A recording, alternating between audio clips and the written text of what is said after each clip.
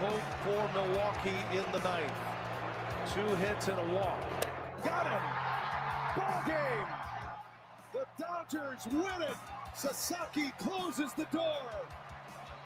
Los Angeles wins it 3-1. They are 8-1 in this postseason, steamrolling their way through this playoff run. Oh boy. Well, that's certainly not what we wanted. And yet we're here. The Brewers lose Game 3 to the Los Angeles Dodgers in LA by a score 3-1, and they fall 3-0 in the series. Let's talk about it, folks. Let's talk about it. Welcome in. My name is Josh Albrecht. That's Mitch Thunder Nellis. We are live from the Wisconsin Sports Radio Network studios, powered by the Potawatomi Sportsbook. What do we say now, Mitch? What do we say? Crowd is here, about to blow, waiting for me to start the show. Okay. Off the curtain, lights go up, I'm home. Whoa. That's... I don't know what to, I don't know what to say. Like I'm so at a loss of I'm sad. I'm bummed. I'm frustrated like everybody. I'm starting to turn on Murph, and I don't want to turn on Murph. Whoa. I know. I hate it. I hate that I'm second-guessing Murph because I love Murph. I love what he's all about. And maybe you're just overmatched, and money's an issue, and all those things.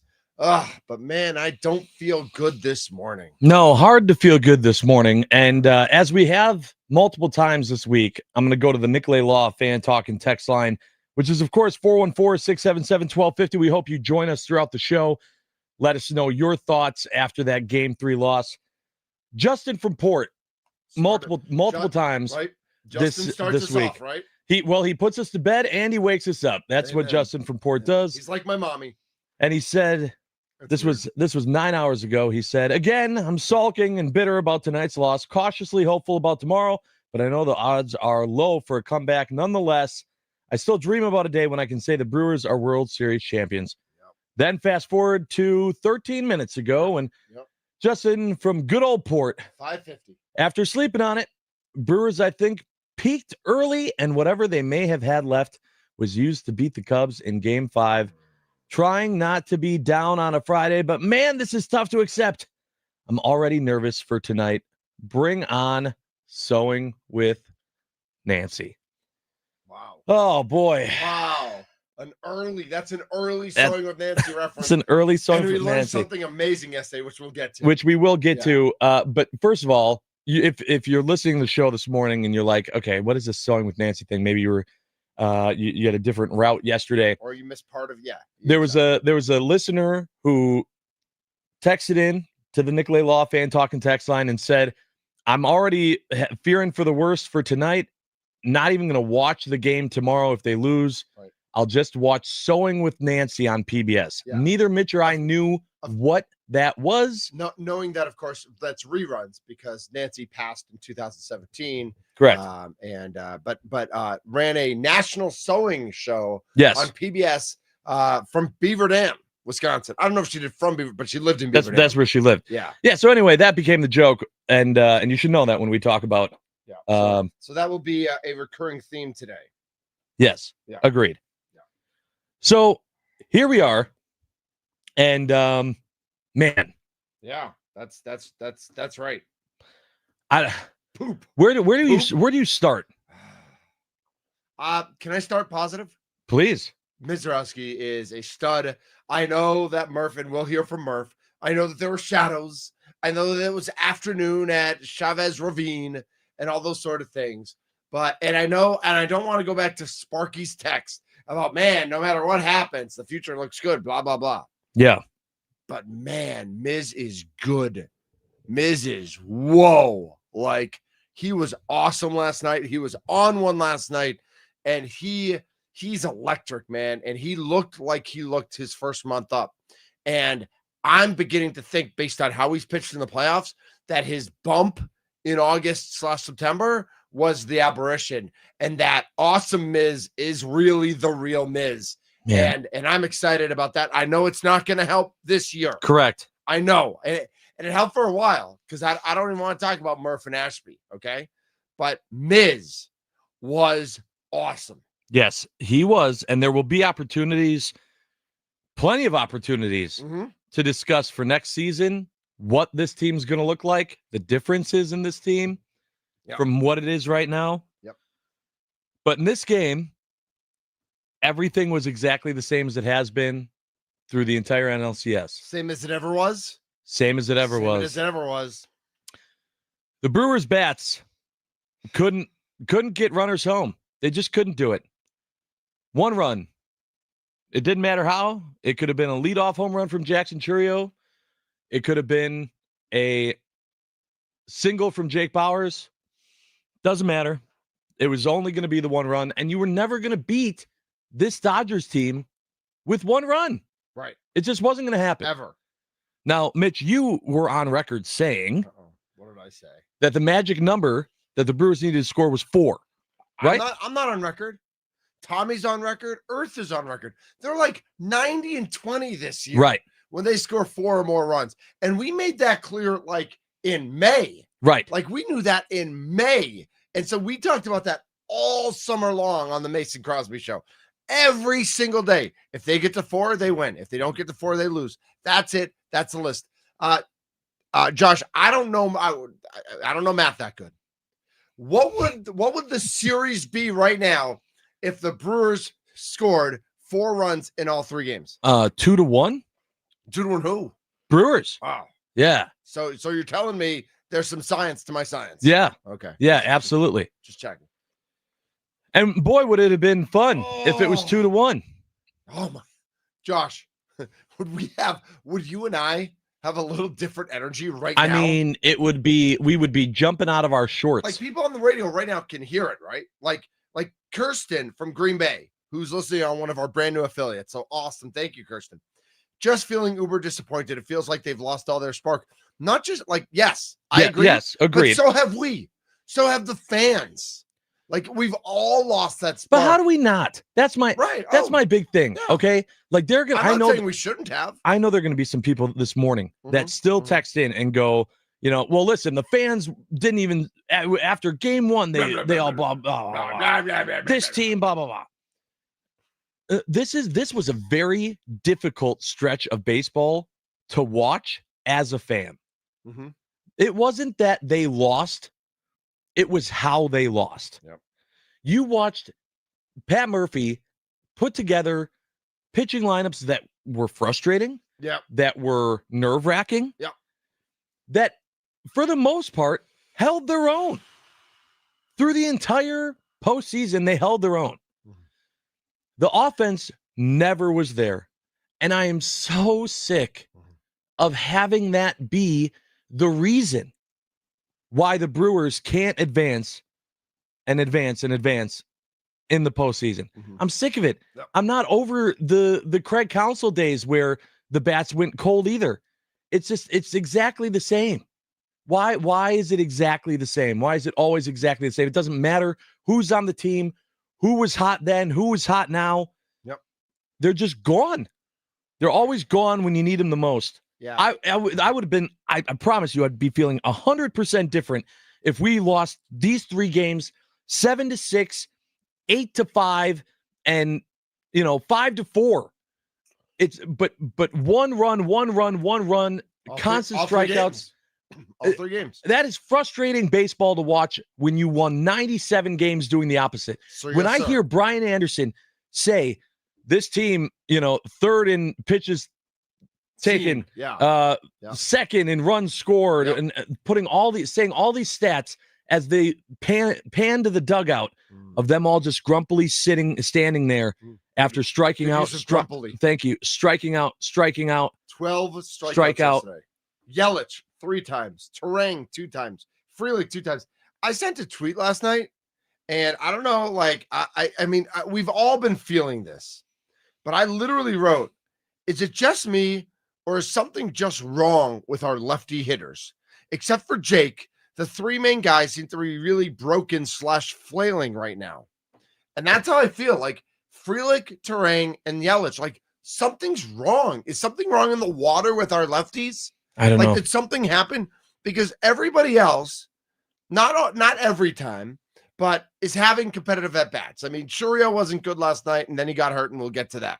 Contreras didn't hit well last night, but has had competitive at-bats. Vaughn has had competitive at-bats. Durbin hit well last night. Yeah, Durbin of all people. Right. Our lefties Teeing off. have been absolutely abysmal. Frelick, Terang, and Yelich, and none of them are above reproach. None of them are out of the spotlight. They all have the spotlight. I mean, Yelich, I know he had the one hit. Okay, and so I want to ask you about that hit. Yeah. So Yelich has this blooper. I mean, not even a blooper. Didn't even make it. Dribbler. Yeah. Dribbler in the infield. But there's no way they were going to get to. Which he had a bunch of this year. Sure. Like and that's the thing about this Brewers team, right? Even on those, they run hard. Yep. They make you make the throw. Yeah. Right. And so that was a perfect example of what this team has been. That's how they peck away. It's not a strikeout. You get the ball in play, you give yourself a shot. That's what they did. Yep. Yelich does that. He gets on base. Yep. I'm like, there's a hit. First hit. We spent, 2 days? 2 days almost straight fielding calls and texts of Yelich sucks. Right. This guy 0 for 17. He gets this dribbler. He gets on base. Did a little part of you go, here we go. Yeah. Yes. Oh, totally for me. Tonight's going to be different. Even though he didn't hit the ball hard, but that's what Yelich did this year. I mean, Brian Anderson said it as Yelich hit that ball. They led the Major League Baseball in 167 infield hits. They had more dribblers than anybody because they put the bat on the ball, and that gets, and the way that infield positioning works nowadays, like a lot of those are hits, and they just got hit after hit after hit all season long. And Yelich, like, maybe just getting that bat on the ball, getting it fair, not hitting a grounder to second or to the pitcher, just hitting it the other way, just getting on first, maybe just felt a little different. And it felt good for a second. And then, and then they weren't able to capitalize. It gave you a little bit of hope. Right. And then Ashby took all that hope away. Yeah. Yeah. And listen, Ohtani, that hit he had in the first inning, I mean, it was way outside. He just threw his bat at it. Like, I don't blame Ashby for that. No. But then the first pitch to Betts, just just right down the middle, RBI double, and then it's like, oh, here we go. Yep. Right back to it. Yeah. Right back to it. And then the Brewers, listen, they had their chances. I mean, I feel like we could do a whole segment, and actually we might on what happened with that leaving from third, running home from third with Bowers. I don't even know how to feel about it. The point is, the main takeaway is all of these games have had frustrating moments. All of them overall have been very frustrating to watch as a fan.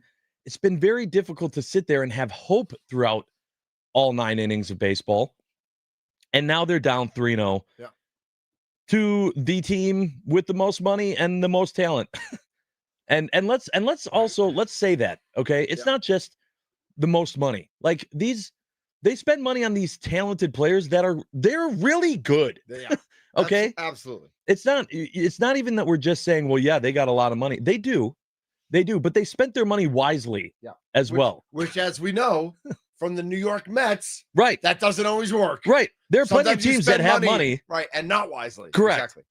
Kirsten in Green Bay writes into the Nicolay Law Fan Talking text line just to correct me. Actually listening / watching via YouTube and have every day since Josh returned to the radio. Hey, should we tell Julie about that?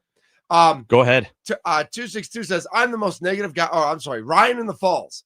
I'm the most negative guy there is. But let me tell you this. The movie of the Brewers coming back from 3-0 is going to be epic. I'm sorry, Ryan. Yeah. I thought you said you're the most negative guy there is. Right. That's negative the complete opposite. DK and NB, which I assume is New Berlin.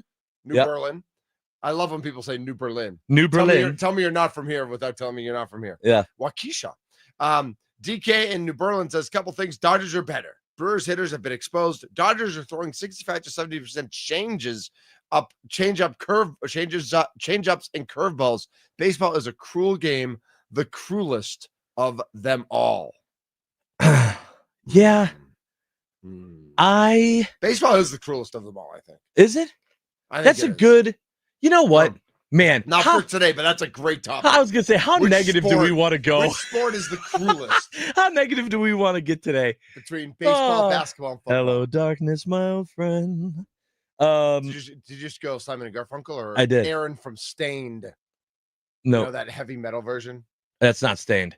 Isn't it? Aaron No. Lewis? I thought Aaron Lewis from No, Stained did that it's one. No. Disturbed. Oh, it is Disturbed. You're right. My bad. Hello, darkness, my old friend. I've come to. You know, I hum that song all the time doing the dishes. Do you? Yeah, not the Simon Do you and just Garfunkel stare? version. Do you just stare out the window as you're doing I that, do sometimes. thinking of a different life? Yeah. I do now. Yep. I do now. Yep. I Absolutely. love you, Mrs. Thunder. 414 says, yeah, I agree, Josh. This is lifeless. If Murph doesn't dramatically change the batting order, I'm laying this all on him. Also, what is this obsession with Ashby? What leverage does Ashby have on Gotta Murph? start Ashby tonight, right? Gotta start Ashby. Gotta If you start don't, Ashby, right? What are you doing? Do um, you even believe in life and earth and love if you don't start? listen, Ashby tonight? listen. I love. What's one of the main things we don't do on the show? We don't tell people how to fan. Right. The amount of people that have gone after Murph and the pitching staff and the decisions on pitching is incredible to me. Yeah, you're allowed to do it though. You're allowed to do it, and people have done it, and I get it, but none of it has mattered. None of it has mattered all NLCS. Anyone who thought this pitching staff was good enough to blank the Dodgers is insane, and that's what it would have taken to win every single one of these games because the Brewers scored one Not just run. every single one of these games, any of the games. I'd take one shutout at this point. You know, it's really hard to do in baseball. A shutout? Yeah. As good as the Dodgers pitching staff has been, they haven't shut out the Brewers. Right. The Brewers have scratched one across in each game, which is nothing, which is chicken scratch, which is bum kiss. Right. But at least they haven't gotten shut out. I mean, but that's all that the offense has provided. Did you like my bum kiss? I did. Yeah. I don't know how your number one takeaway analysis overlooking is not on the offense. Yeah. And the fact that this offense struggled. It wasn't No, even of like there course, was of one course. person Right. through the entire LCS that was hot and the rest of the team wasn't. I mean, Durbin, who Well, Durbin's had hot now. Durbin being the guy I'll in bet- game I'll 3? bet somebody did. I'll bet some people did. Come People- on. People love Durbin, man. Come on. Durbin's one of those dirt dogs. No. He just gets dirty, he plays hard all the time. Absolutely. Oh, I give it to Durbin. I like that kid. And he plays solid D.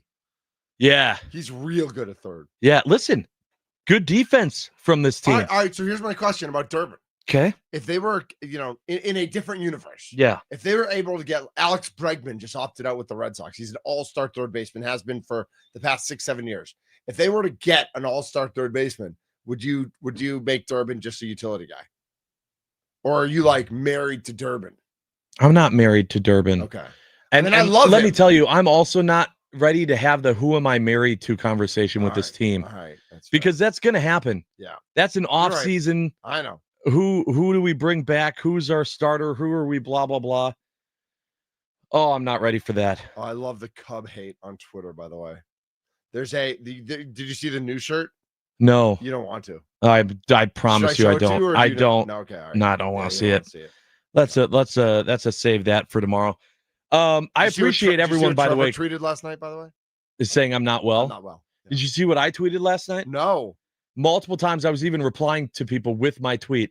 No words, just an image of the cover of the book, Good Night Moon.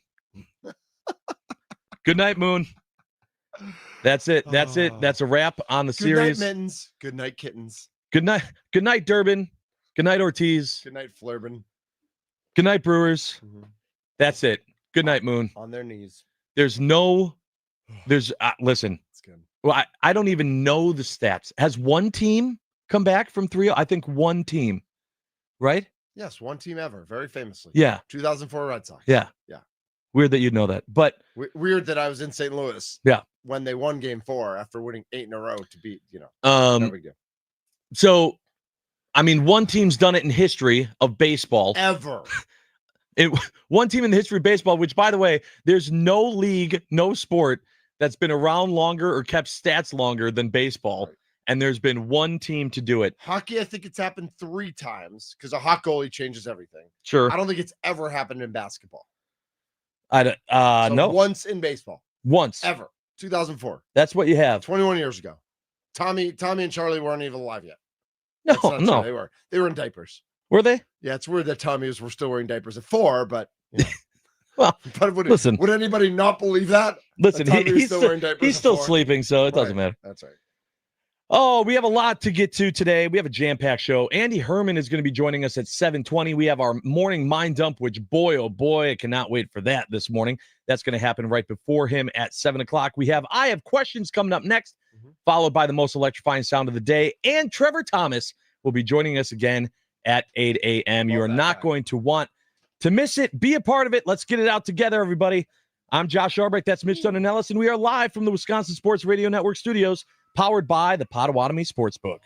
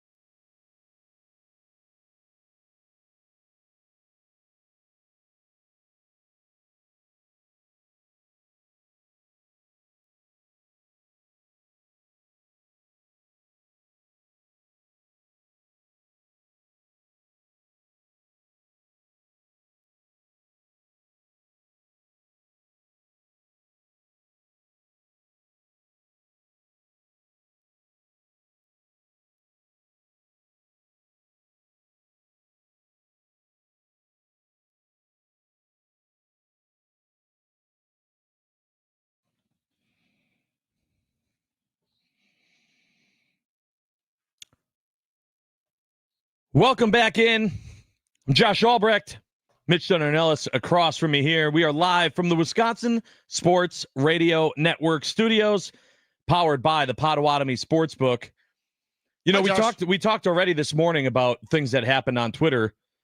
If you're confused by that, you should be following us on Twitter. That would help know what we're talking about. How would someone do that, Josh? Well, I'll tell you how. I would tell them what our handles are. Like, for example, mine is at On Air Josh. Mitch, yours is at Thunder MKE. See, that's how you do it right there. Yep. And and that music's going to go out. You can also watch us live on YouTube. It's okay. Do you know that? You can watch us live on YouTube. You say hi. So I'm watching me on YouTube right now. Yeah, see? Yeah. You can also be a part of the conversation on the Nicolay Law Fan Talk and Text line, which is 414-677-1250. A lot of people up early this morning. Joining us. All. How do you do it? We appreciate you guys. I hate it. And yet you're here. I don't know. Did I have a choice? I mean, I guess I could have not come. But when Sparky says jump, I say how high. Yes, I've heard you say that in response to him. Oh, we should turn the volume down. Huh? Yeah, that would be good as well. Listen, so this segment is called I Have Questions. Yeah. And it's where we have questions. We ask them. We also answer them. You can ask your questions on the Nicolay Law Fan Talk and Text line, which is 414-677-1250. You can do that as a talk or text. Brian from McGuanago said, I'm going to do that as a talk. He joins us now. Brian, how we doing? Hey, good morning, guys. Hey, I know it's depressing to watch this, but you know what? You can't blame the Brewers pitching staff.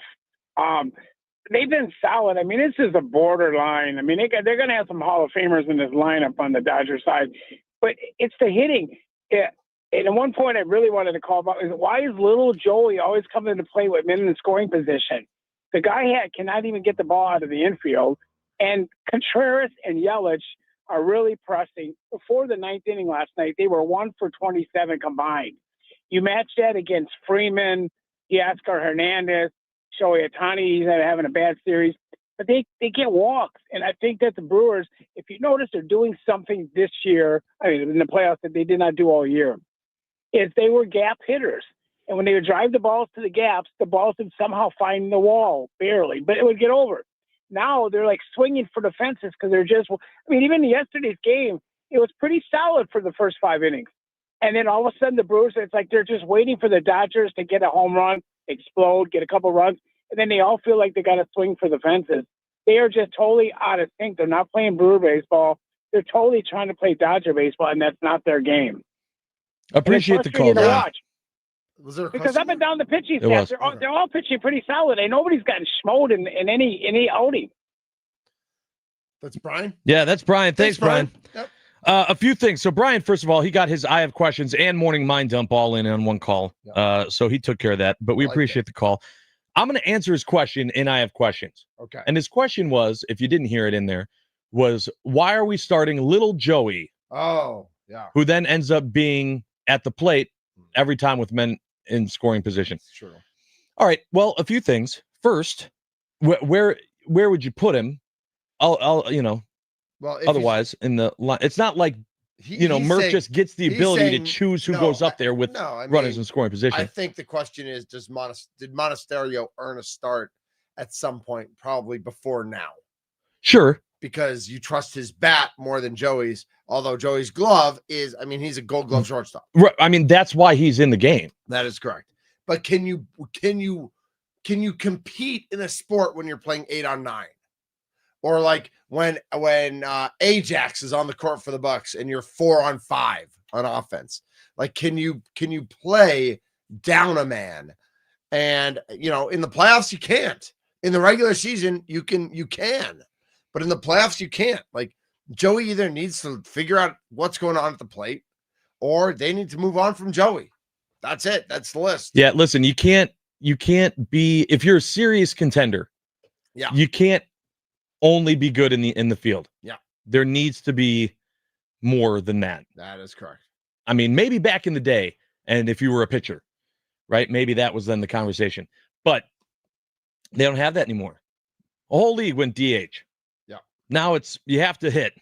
You have to be able to hit. Right. You have to be able. I mean, what was he, first or second in Major League Baseball this year in batting with the bases loaded? Like, a number of plate appearances. And if he was just an average hitter, he'd have much better numbers because of how many times he comes up with guys in scoring position. Because 1 through 8, again, play Brewer baseball. They put the bat on the ball. And Joey's put the bat on the ball a little bit, but like it's just not enough. It's just not enough. Mitch, I have questions. Yeah, Josh. Did we overlook as Brewers fans the injuries that the Dodgers had in the regular season when the Brewers played them? Did we overlook? Because we knew at the time, but we still said, yeah, but that's just their pitchers. All of their money bats were still there, and we beat them. Ohtani wasn't out. He's still bet. We beat him. Did we overlook, though, the importance of those guys that were injured? I think all of Major League Baseball did in terms of undervaluing or underrating how good the Dodgers are. You know, we talked about this on our show just this week. Blake Snell missed 4 months. Tyler Glasnow missed 2 months, 3 months. Ohtani spent the first half of the year not pitching and then pitching 1 inning at a time, and Correct. 2 innings at a time, and building up. And so we did see a Dodgers team that was different than Yamamoto made every start. He made 30 starts just like Freddie did. But besides that, this was a different starting rotation. And you know what's nice? You know what must be nice? Yeah, tell me what must be nice. 29 teams would love to have the luxury of having your 3 best pitchers not have to pitch half the season, still be good enough to get into the playoffs. All right. And get them healthy. Listen, I'm going to argue against that. I'm going to argue against that. Against whatever you want. Because the Brewers, I'm not going to tell you how to fan. The Brewers had a very similar path. The Brewers found a way to win some games when they had a lot of pitching injuries. How long in the first 2 months of the season? Right? Was it the first 2 full months of the season? It was, piecing things together however they could, finding ways to win games, waiting for our pitchers to come back. And I understand then they got injured again. We had the injury bug at the end of the year.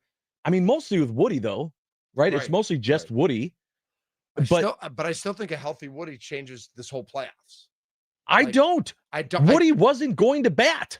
No, but he would. But pitching in that Cubs series means the Cubs series is in a 5-game series. Means the team has a lot more confidence. And I think part of what's going on, as much as Murph is Murph, and I love how he approaches the press conferences. I love how he talks. I think this team is pressing. I think they are feeling the pressure. Absolutely. Even though they played in the playoffs last year. Like they know what it was like to lose to the Mets last year. So they should have a different mindset this year. But I think, in a way, having the most wins in all Major League Baseball, having home field advantage throughout, may have set them in a place where they set up expectations for themselves. Like, hey, we're going to play in the World Series. And now that they get down to the Dodgers 2-0 from at home and now down 3-0, they put this pressure on themselves that it's just, no matter how you try to get out of a funk or get out of putting pressure on yourself, if it's in your head, it's in your head. Mitch, do you have a question? I have more questions if you don't have a question. I have a question that has nothing to do with anything. Okay, then I'm going to go again. Yeah, that's what I figured. I have a question. Yeah. The Brewers, when they win 96 games in the regular season or more, have made it to the LCS. Okay. What do they have to do to make it past the LCS? Because they haven't, they're not like the Orioles were. Listen, it's not like the Orioles, right? It's not a situation where they've won 96 plus games and not made it to the LCS. To my knowledge, every time they've won that many games in the regular season, they have made it to the LCS.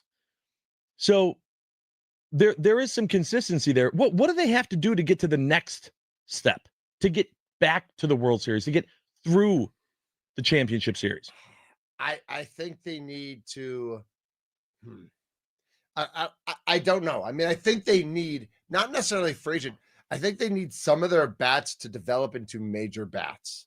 And when your best bat, your top hitter throughout the season decides to no-show in the playoffs completely, Christian Yelich, I think that's hard.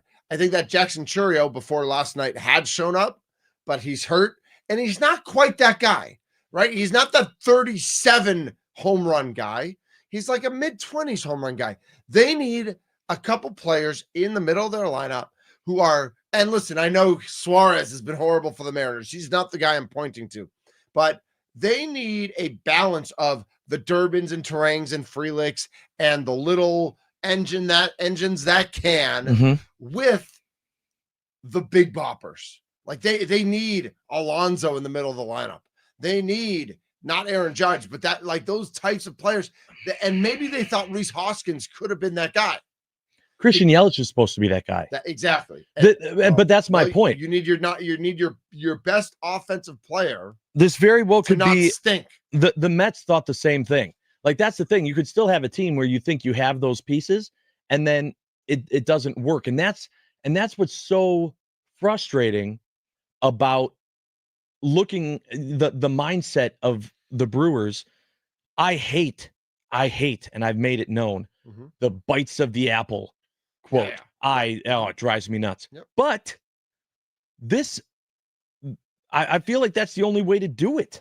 And I hate it because this is just proving the point of you need the bites of the apple, because this team won 97 regular season games. They found ways to be the best team in baseball. All I heard when I said I don't want the Cubs and I'm analyzing who the Brewers are going to have to play on their path to the World Series, all I heard from fans, including Trevor, who we're going to talk to at 8:00, was, why are you worried? It doesn't matter who we play. The Brewers were the best team in baseball. Champions fear no one. The Brewers play Brewers baseball. Champions fear no one. Right. You just said they can't run into a buzzsaw. Well, so then you're saying there is luck involved. There is luck involved with this, of how it falls out, how the plan lays out. Any playoffs in any sport has luck involved. Of matchups, of who you get matched up with. Yes, of who, not of matchups, but of who you get matched up with. Because again, like the Packers in 2010 were a 6 seed, but they were the buzzsaw.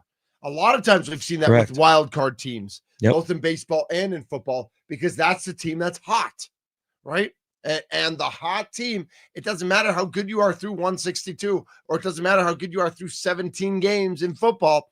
If you are the hot team in December, you come into the playoffs hot. That's a lot different than starting 6-0 and then going whatever it is 8-3 the rest of the way. So you're 14-3 and you think you're great, but you're not as good as you were when you were 6-0. The Brewers are not as good as when they won 11 in a row or when they won 14 in a row.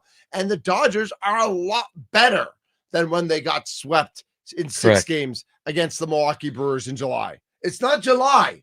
No, it's October. And these are different teams. And that's why, and I said that too. I swear I said that yesterday, that these are different teams. Yep. And I got told, no, these are the same teams. No, I believe you said that with Trevor. I believe that Trevor was on. I'd have to go back and check the tape. But of these, Josh, are these the same teams? And I said no.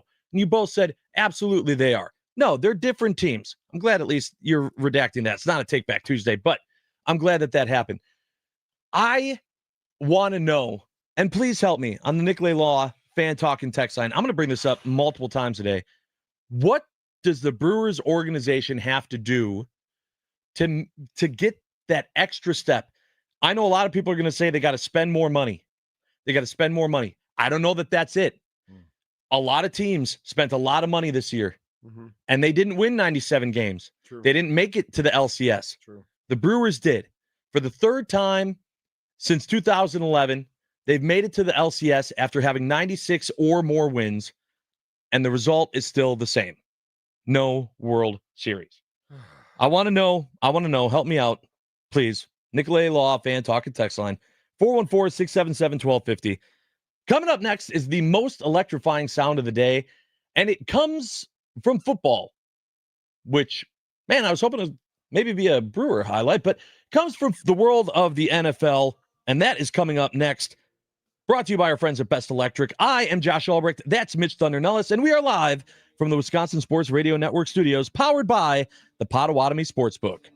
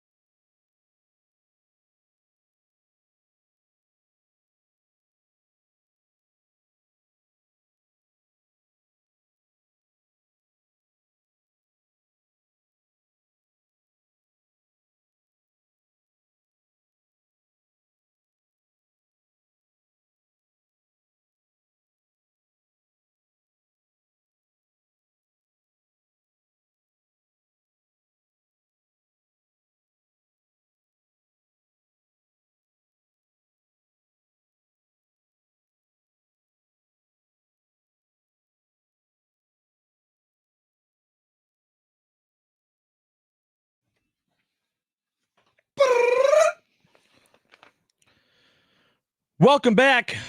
Josh Albrecht here, Mitch Thunder Nellis there, live from the Wisconsin Sports Radio Network studios, powered by the Potawatomi Sportsbook. Got a lot of text to get to on the Nicolay Law fan talk and text line. Appreciate your participation this morning, bright and early. Hey, bud. There's going to be a lot of people texting in today, and I'm here for it. I also am looking for that answer. What does this Brewers organization have to do differently to make it past the LCS for the first time since 1982? What do they have to do? Because they did a lot. All right, hold on. They did a lot. Hold on.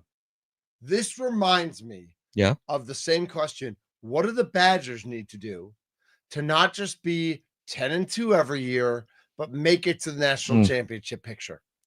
And what did they do? They hired a high-profile coach who came in and destroyed everything. Yeah. Okay. So that's not it. So it's not that. I just want to caution people, as we are unhappy with where we are today, making sure we remember what happened to our Badgers, and you don't just hit the panic button because the Brewers aren't doing exactly what we want them to do. Nice hat, by the way. Thank you. In this segment, we do the most electrifying sound of the day, and it is brought to you by our friends at Best Electric. Remember, no job is too big or too small for Best Electric. Don't stress. Connect with the best. Call them today or visit bestelect.com. Flacco down the sideline, caught, and sliding to a stop with the Sixers. Higgins, brilliant, just brilliant. Snap good, hold good, kick good.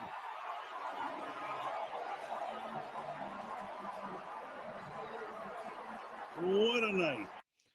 What a night. What a football highlight that happened last night. Listen, full disclosure, the Brewers lost that game, and we had talked about on What's Up Wisconsin yesterday that what was going to happen after the Brewer game, what I was going to end up watching, was going to be based on what happened in the Brewers game. Yep. It didn't happen. It didn't happen. No. It became the Brewers lost, and then sports were done. Yeah, for the day. For the day. 1,000%, I agree. It was not choosing between the two. No. It was I'm not watching any of this. I went to bed. Yeah, it was like, there's nothing. I had Big Rumble's choir concert last night. Yeah, how'd that go? It was great. It was good. The in between every song, the Mr. Johnston was like, "All right, what's the score now?" Oh, that's awesome. He was like, "I was at Mumford and Sons." Oh, that's great. And they were great, but let's respect the music. Let's respect the kids. Let's give them their attention. I'm sure everybody's on their phones, but let's also be present. I love but he leaned into addressing it. Right. He leaned into it. That's great. And then once the game ended and there were groans in the crowd and he knew what happened, he was like, "All right, sucks. We're all bummed. Let's concentrate on the rest of the concert." We got home and I was like, I'm trying to think. I don't think I even turned on the television. I didn't turn on the ALCS. I didn't turn on football. I was like, I've got to finish cleaning the kitchen and go to bed. Yep. You find other things to do. Yeah. But we should have turned on the football game because it was a hell of a football game. If you're just a sports fan, and that little sound right there was our most electrifying sound of the day, brought to you by our friends at Best Electric. Contact them. They are the best. They are. You don't have to stress. Nope. You can connect with the best. Love them. In that game, the Bengals, the same Bengals that the Packers just beat, then went to play the Steelers, and they beat them. It didn't look like they were going to, but a hell of a finish there. I heard on Maggie and Perloff this morning. Aren't they a law firm? On the way in, yeah. Maggie Perloff and Westermeyer. Maggie Perloff and Associates? Yes. Joe Flacco threw for 175 yards and 2 touchdowns in the second half last week against the Packers. And obviously he kept that going. He threw for 342 yards and 3 touchdowns. If you picked him up in fantasy this week, you did a good job. I had the Pittsburgh Steelers defense playing. I was going to say, if you had the Pirates, they also did terribly yesterday. 0 to -4. That's good. Yeah, I'm happy about that. Yeah, after one. Hey, at least the Brewers also lost. Not great. But anyway, so that ended up being exciting games. T. Higgins with a huge catch and then slid down, which has got to be one of the hardest things to do in the NFL, when just having that ability to switch that mindset to not get into the end zone when you're a wide receiver. Everything has to be trying to get in the end zone. But he did it. they ended up being able to burn the clock and not give Aaron Rodgers much of another chance. Aaron Rodgers 4 touchdowns, but 2 interceptions. Again, I didn't see either of them. I heard one was terrible. One was like Awful. like a Favre, just like he threw it as far as he could. Yeah. Into coverage, and it was like almost like a punt.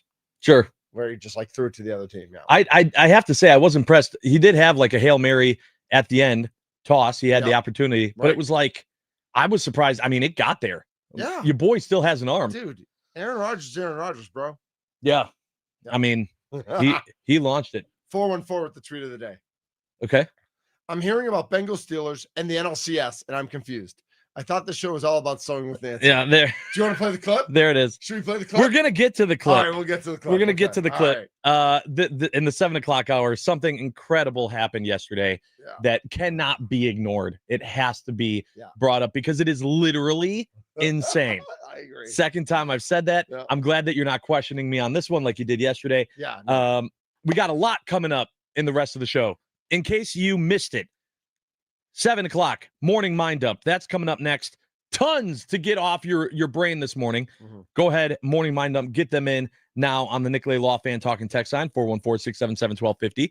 Then we have Andy Herman at 7:20 today, and then we're going to have at 8:00 Trevor Thomas joining us again, giving his thoughts on everything that happened in the NLCS game last night. I have to also point out just really quick before we get out here, in the ALCS, the Blue Jays tied it up. Yeah. The Blue Jays did everything that we were hoping the Brewers could.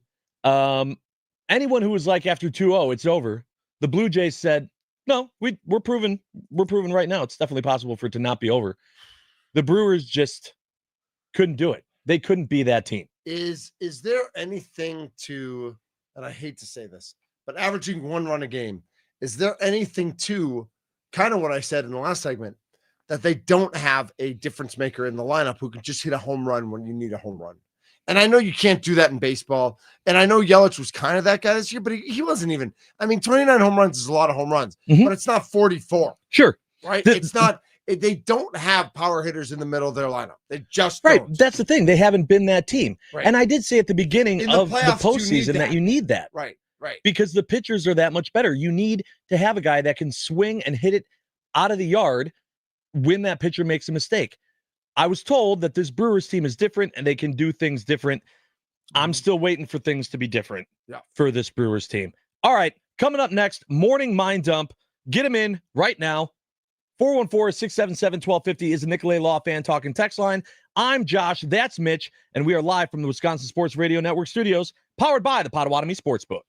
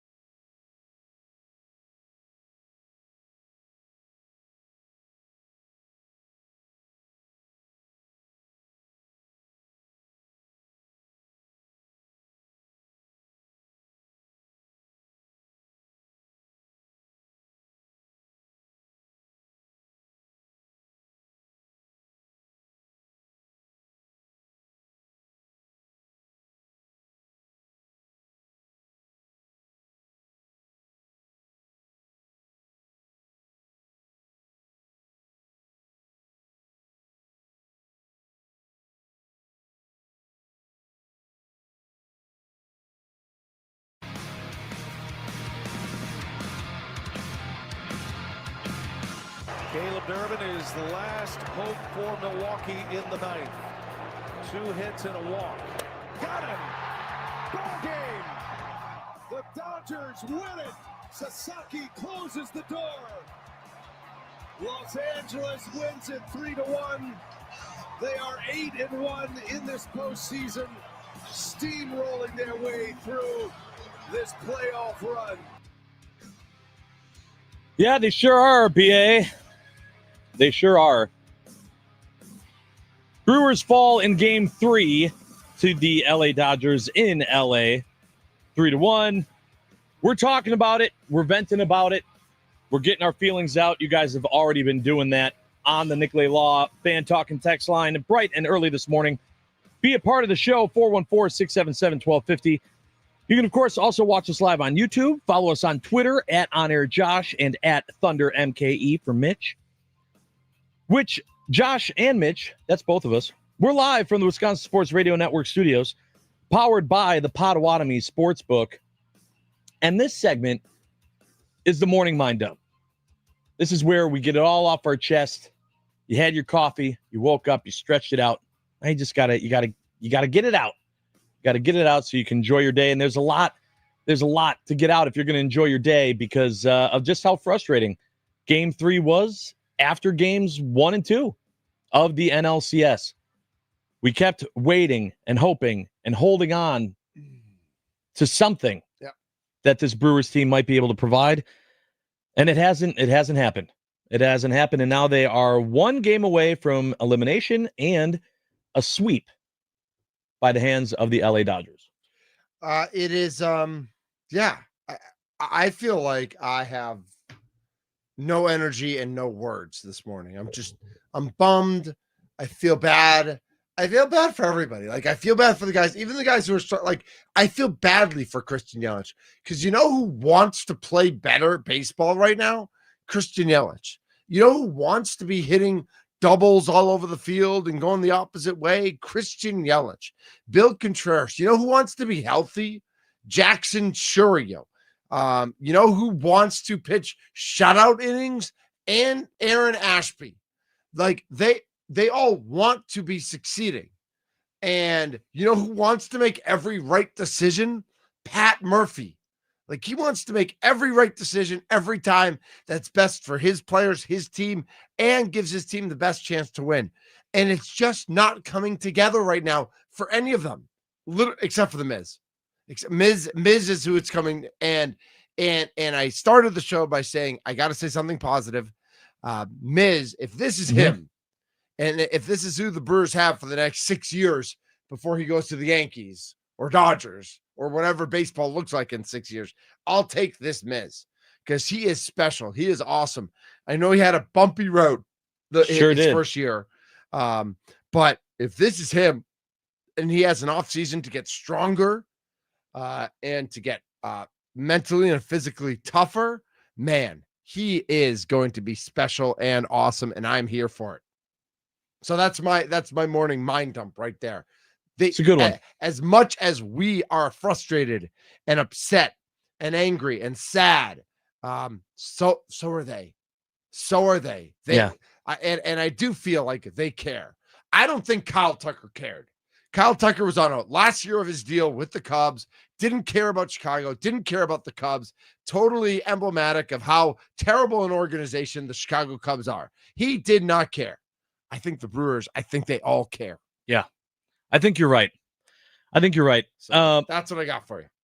Hi, Josh. Hi, buddy. Hey. Did that feel good? You feel a little bit better? Yeah, it did feel good. And I know we got a bunch of stuff. I'll get to the YouTube stuff. You get to the text clubs. Yeah, I'm going to get to the Nicolay Law Fan Talk and Text line and some of the morning mind dumps from all of you listening out there.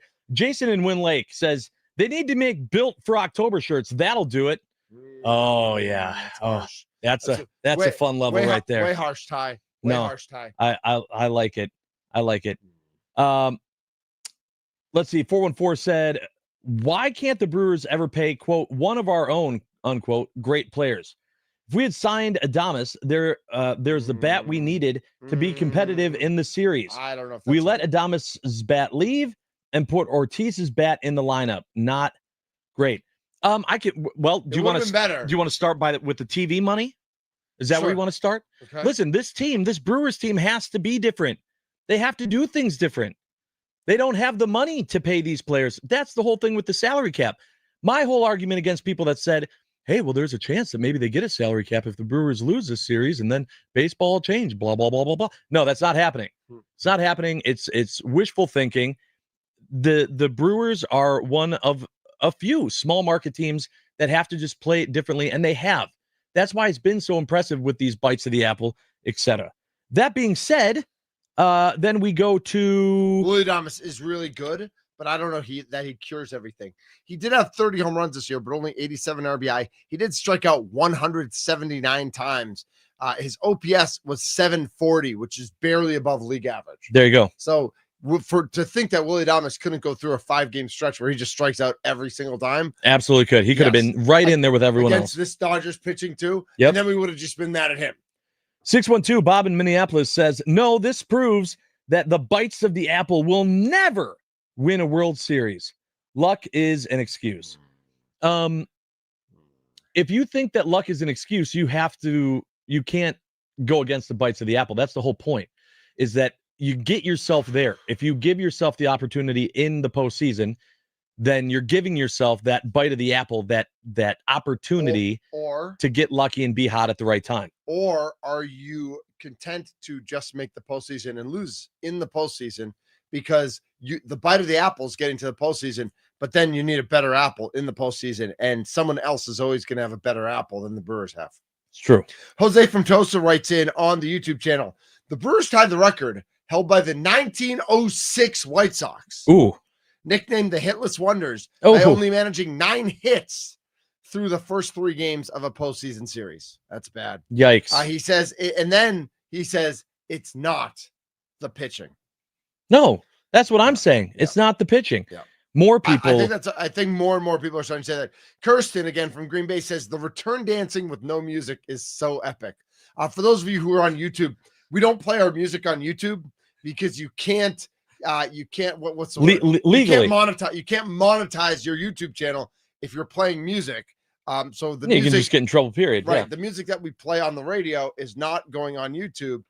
So you just get to see us dancing to nothing. Sing and dance. Yeah, that's right. So just, Q says happy Friday. Happy Friday, Q. You just had to dump that. Or at least it is Friday. It's Friday. Ryan from the Wood says the series is not over, but it's over.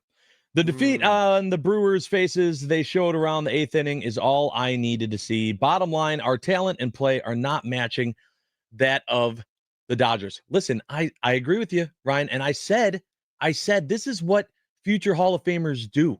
Future Hall of Famers find a way to flip that switch and just play better when they need to find that clutch gene. It's just not that easy, though.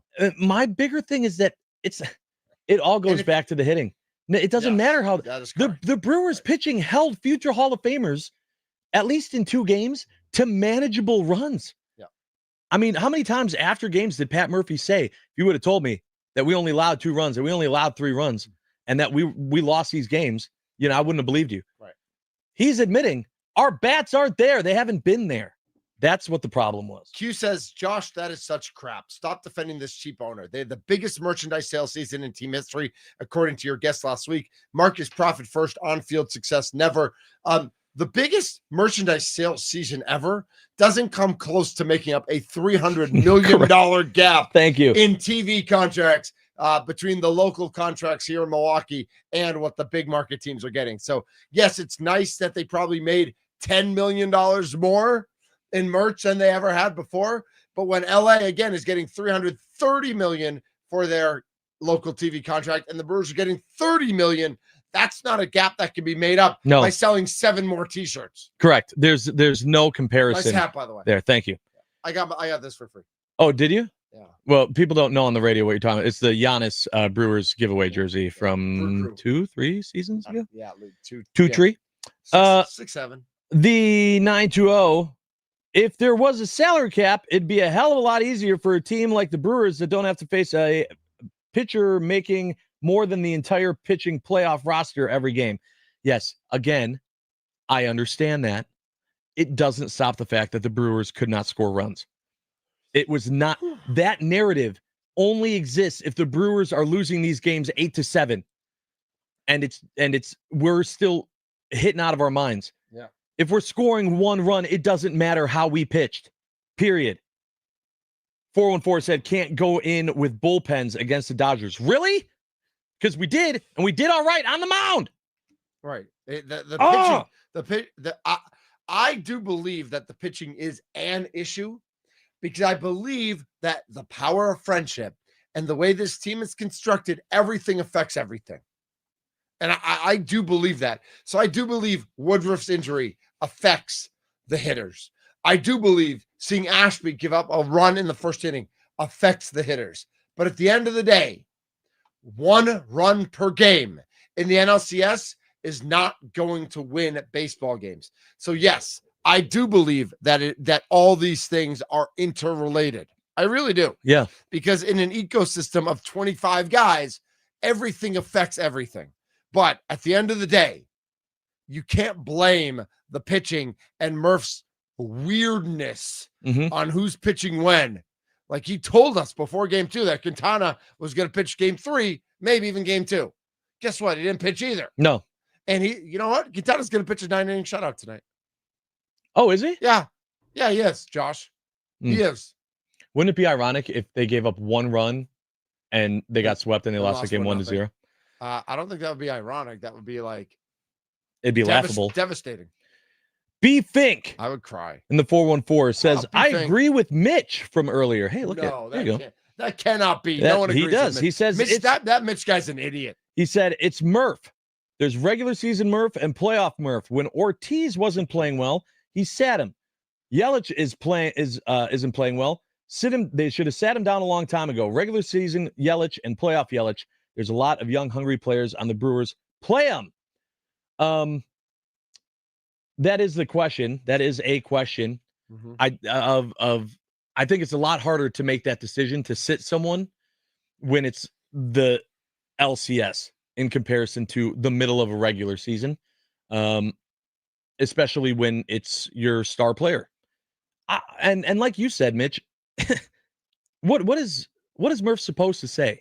What is Murph? He goes out there. He says he's going to figure it out. Yelich will figure it. What is he supposed to say? Right. Yeah, I know, right? What's going on with that guy? That guy stinks. Yeah, man, I almost wish we didn't have him. Like, what do you want him to say? No. Zach writes in, offense has been brutal, but I have no idea what Murphy is doing. Why managers overthink things in the playoffs is beyond me. Why change what worked? Dance with the one that brung ya. And I hear that, but they're just not dancing right now. Like, you can dance with the one that brung ya, but they brought you and they're not dancing. So I'll dance with them, but they're not dancing back with me. It's kind of like when we dance to no music on YouTube. It's almost exactly the same. It's totally the same. 920 said, I'm going to chime in here. A few minutes ago, you guys were talking about, and this was you, Mitch, you said the 8 players versus 9 and saying that Joey's not performing. It's very true.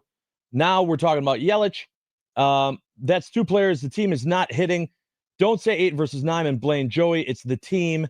I'm just like you guys. Love the show. I wear the B, or I wear the Brewer blue all the time. Very frustrating, by the way. Josh, he wants to let me know he had a 700 series last night. Hey, good bowling. Nice. That's good, right? Bud. Yeah, that is good. I don't know math, but that's good. It's all good. Right, I got to read this real quick. Go ahead. Give me 1 second. My friend Gabe, all right? I was roommates with him sophomore year in college.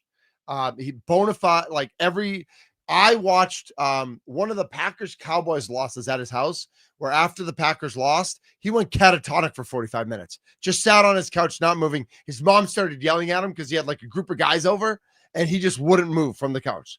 Huge fan. Always goes negative. He sent screenshots of his emails from past seasons to me today to read on the air. You ready for this, Josh? Okay. This is from 2021.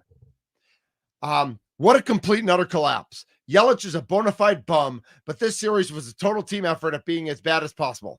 From Counsell to Adames to Garcia to the bullpen, no one did their job well. It's amazing how they just ceased to be a good team after the series in September. What a waste of a year. That was from 21. Now from 2023. Oh, my gosh. Pathetic. 6 months and 92 wins, and this is how you play at home in the playoffs? I don't care who comes back next year. It's not like any of them produce when it counts. Okay, that's from 2023. From 2024. It's pathetic. 2 outs away. Our all-star closer fails again. This franchise will never win a World Series. Snake bitten, cheap, and choke artists. Wow, that's 2021, Wow. 2023, I'm seeing a 2024. pattern. And from this year, he says, he just says he's just mad. He's just mad. I mean, no, I need him to come. I need him to come with some heat. Yeah. Keep this going. Yeah. Come on, Gabe. Nick in West Bend says, before yesterday, the Brewers had 14 hits over their past 4 games. Worst stretch in franchise history. And by the way, Yelly is now, 1 for 21? The Brewers should refund fans their ticket money. Well, if they did that, Nick, How does it? they'd have less money to spend on players to make the team better. Did you ever think of that? Your logic is logicking, Josh, and I don't like logic today. I want just emotion. Mark and Eagle. Mark and Eagle says, I'm trying not to be the guy that doesn't give credit to the opponent, but I feel like there have been pitches to hit and the Brewers have just missed them. I feel like Thunder. I'm not mad anymore. Yeah. I've accepted our fate. I feel bad for the players that are trying as hard as they can. They're all trying. Right. as hard No as one they isn't can. trying. Right. They built the team to be contrarians and win with small ball. They have actually proved that you need to hit home runs to win in the postseason. The Dodgers had 3 runs last night. Did they have a home run in there? Last night they did not have. Oh, they did not have a home Yeah, run. no, they did not have No. a homer. Mary writes in on Hi, Mary. the YouTube channel. The sun came up in Georgia, guys. GA. I assume GA is Georgia. Georgia, Wisconsin. Or is there like a Garden Acres, Wisconsin? I don't know. I Maybe. think it's Georgia. I think they put all their energy in the winning streak and into Game 5. Mhm. Murph smiling at the start of the presser didn't sit well with me. Start the bench and let them get playoff experience. Oh wow, you wanted to clear the bench. Yeah. And that's So, the white flag. Monasterio. Yep. Collins. Yep.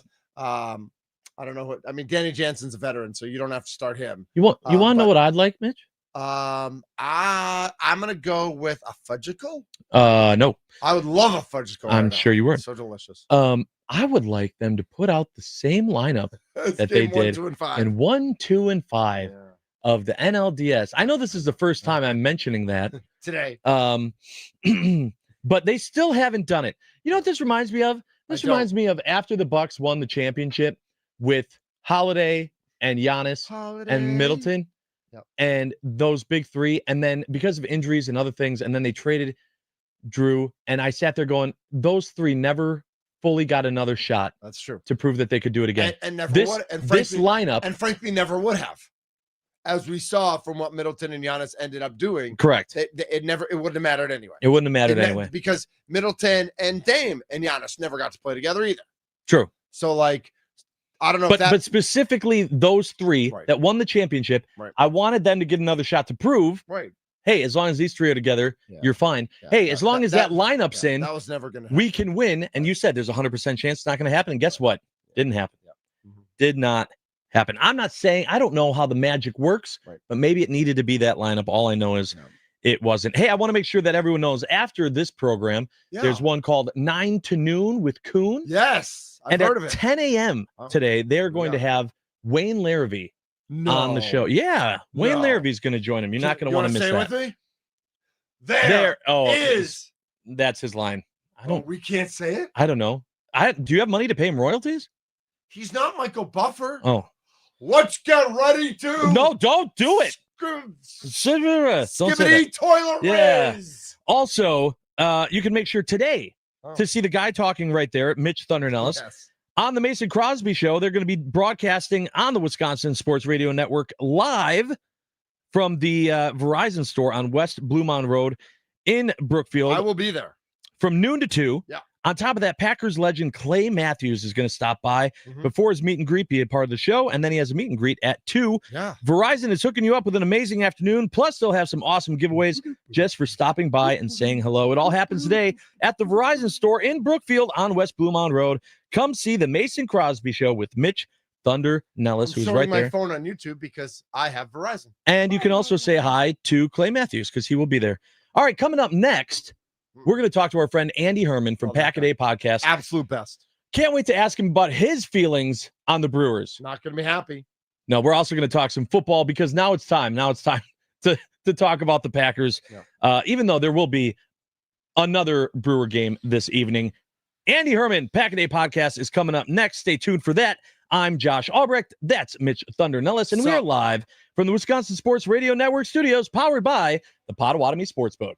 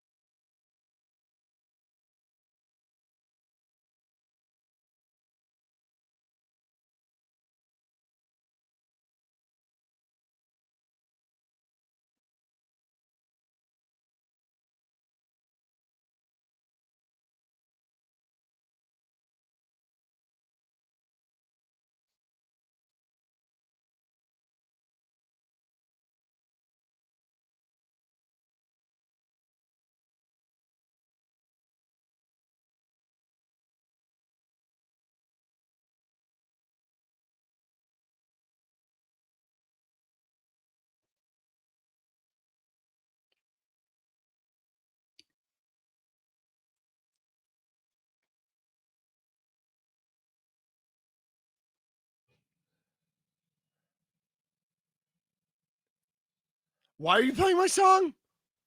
For those who are on YouTube, we're playing Thunderstruck right now. Andy Herman, I don't even know if you can hear the music. I cannot. Thunderstruck is just in our regular bump rotation. It's in the bag of bumps, man. I feel like it shouldn't be in the bag of bumps when I'm here.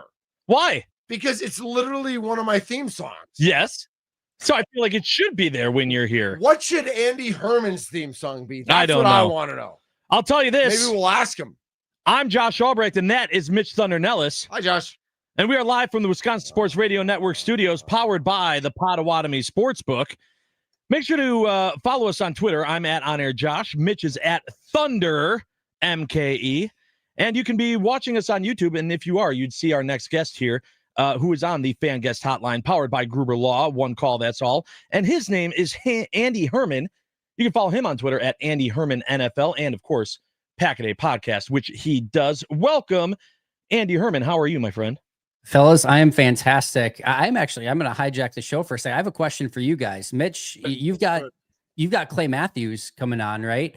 Why is Clay Matthews not a more revered Green Bay Packer? This is a Super Bowl champion, a first-team All-Pro, a second-team All-Pro, a six-time Pro Bowl, Butkus Award winner, Packers Hall of Famer, three-time Rose Bowl champion, 91.5 career sacks, 86th most in NFL history, has a unbelievable Super Bowl defining moment in that 2010 Super Bowl, played all but 1 year in Green Bay. And again, I would argue that it's basically like a legendary Packers career. I don't feel like he kind of gets that status sometimes. I'm always confused by it. I think he's a better legend. Andy, I'm going to answer your, I'm going to let Josh go. I'm going to answer your question with a question. Oh, what makes you think he's not revered? Who is talking down about Clay Matthews in the state of Wisconsin? Nobody talking down. I think who's not talking enough. Right? Who's not talking him up? Everybody. Yeah. I don't feel like Clay gets his flowers the way that other Packers legends get his flowers. Like, you don't ever really like see him. I don't know. He did do the draft thing, which was awesome. That was the first time where I felt like, all right, that was a awesome moment for Clay. I don't know. I just feel like he doesn't quite get the respect and reverence that he deserves. Well, maybe he's got to be here more. I have a theory, and you just touched on it, Josh. All right. So Andy, I often said that the difference between Brett Favre and Aaron Rodgers was that while we gathered every Sunday to watch Aaron Rodgers, and that was amazing, and he was great while he was a Packer, it felt like we watched the game with Brett Favre on our couch every Sunday when Brett Favre was a member of the Green Bay Packers. And Brett Favre and his whole gang of guys, and then Rodgers and his whole gang of wide receivers, I would argue they all embraced Green Bay and embraced Wisconsin in a way that it feels like Clay Matthews never quite did. I don't know if it's the SoCal hair or attitude or whatever it was. I don't know if he was around in the offseason or not. You'd know that better than I do. But I just get the feeling that he never embraced Wisconsin in a way that so many of our athletes, that Giannis has, that Yelich has, that even Braun did, even through some of his issues, that so many Green Bay Packers did who weren't from here, that it just seems like Clay Matthews never became one of us. And so we never fully accepted him into the family. No. Is that, I could be wrong. Like maybe he tried, but I feel like he always just had a little edge to him that wasn't quite, I'm one of you. It was always like, I'm me. I've got my attitude. I will abide you plebeians and you idiots in flyover country. But I'm never going to be one of you. Don't put words in his mouth. Right? Do you think Charles Woodson was ever all in on Green Bay though? And it feels like Charles was better than Clay. Charles was better than Clay, and he wasn't a lifelong Packer. Like there's nothing to hold against Charles Woodson because he came in and won a Super Bowl. Like and yes, even doing that seemed more invested in learning about the community, being a part of it, whatever that might be. Listen, he left the Packers in 2018. Clay Matthews did. Yeah. Okay. It's 2025. I mean, listen, there are new players. There are new people that Packers fans are focusing on and talking about.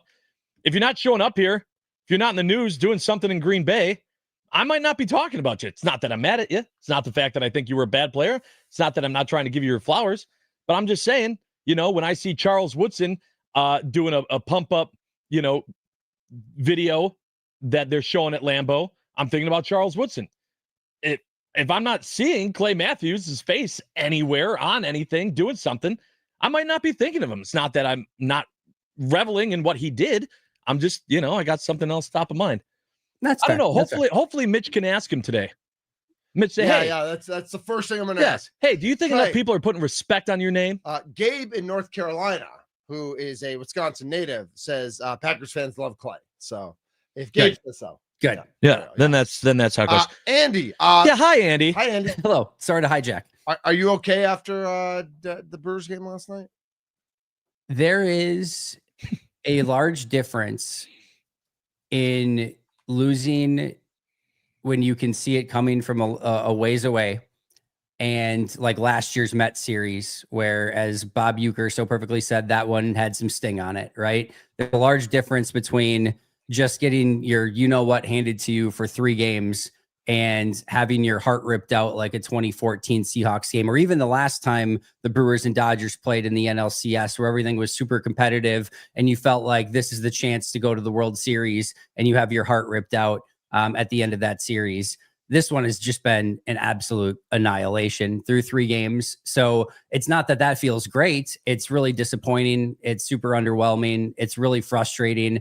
It sometimes, I think, makes you question a little bit more of like, why am I going through 162 games in the playoffs just to ultimately get to a place where you face a team where you had probably 0 chance against anyway? I think it's demoralizing in that way.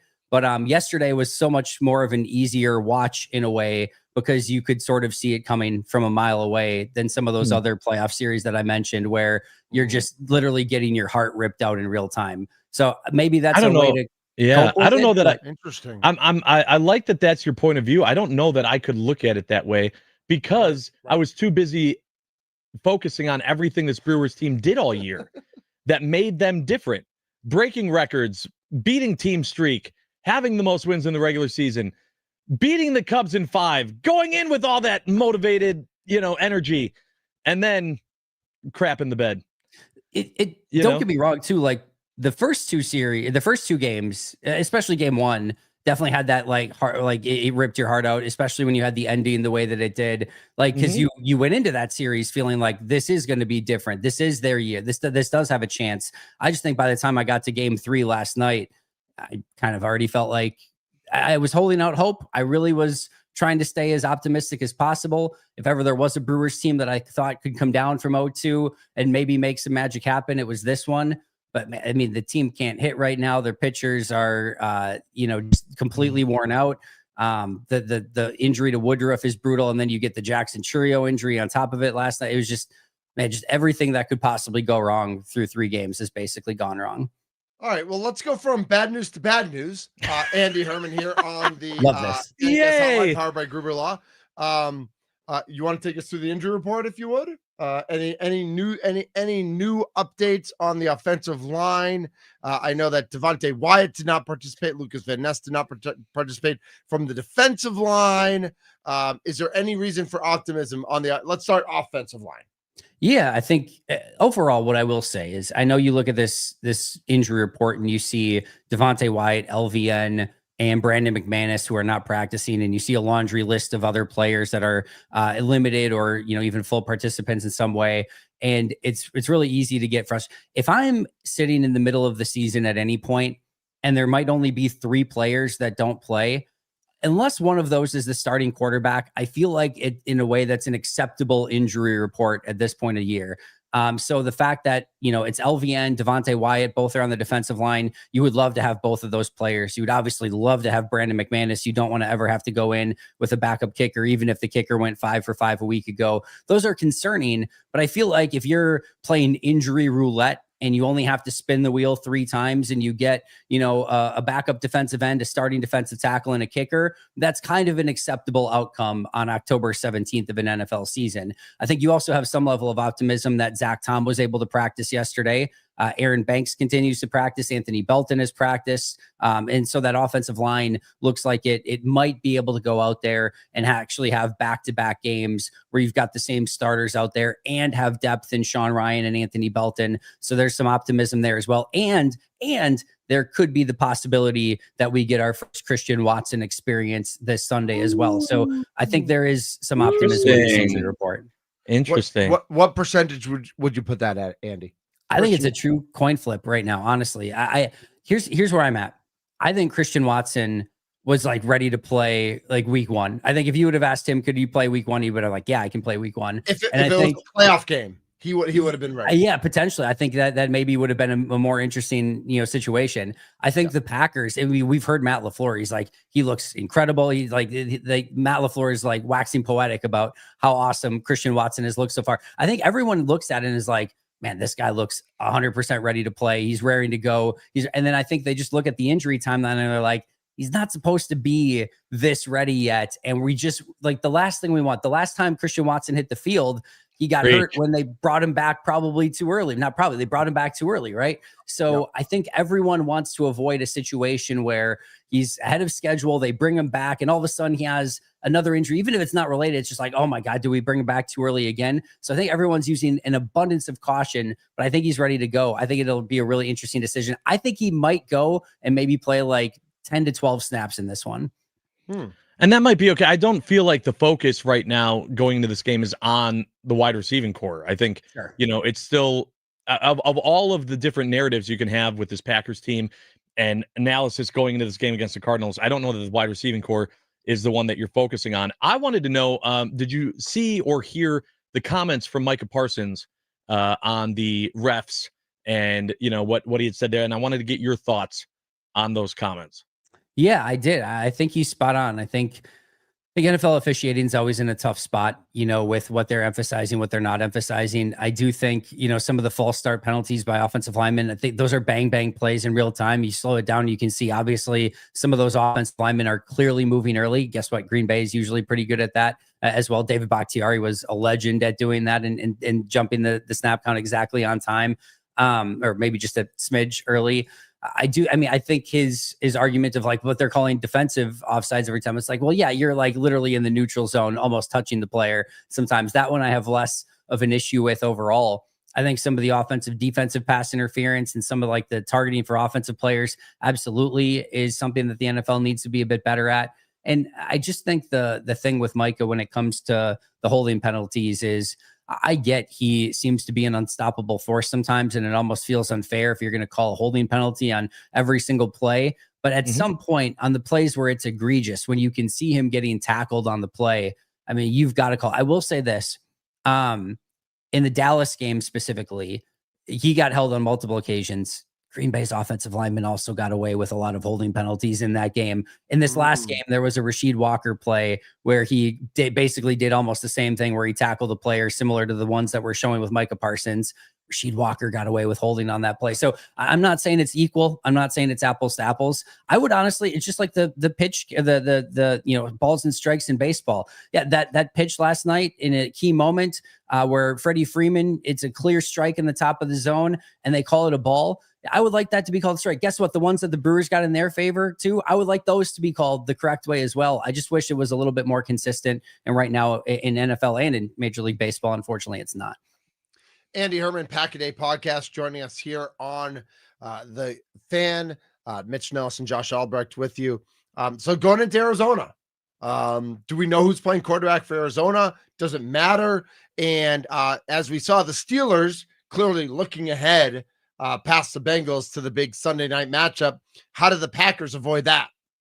Yeah, I think first of all, the Bengals only winning by 9 thing looks a little bit different after last night for sure. The second thing is, that is going to be a fun game with Pittsburgh coming up. It's always unfortunate when the other team gets a little bit of a rest advantage, but it is what it is. You deal with it.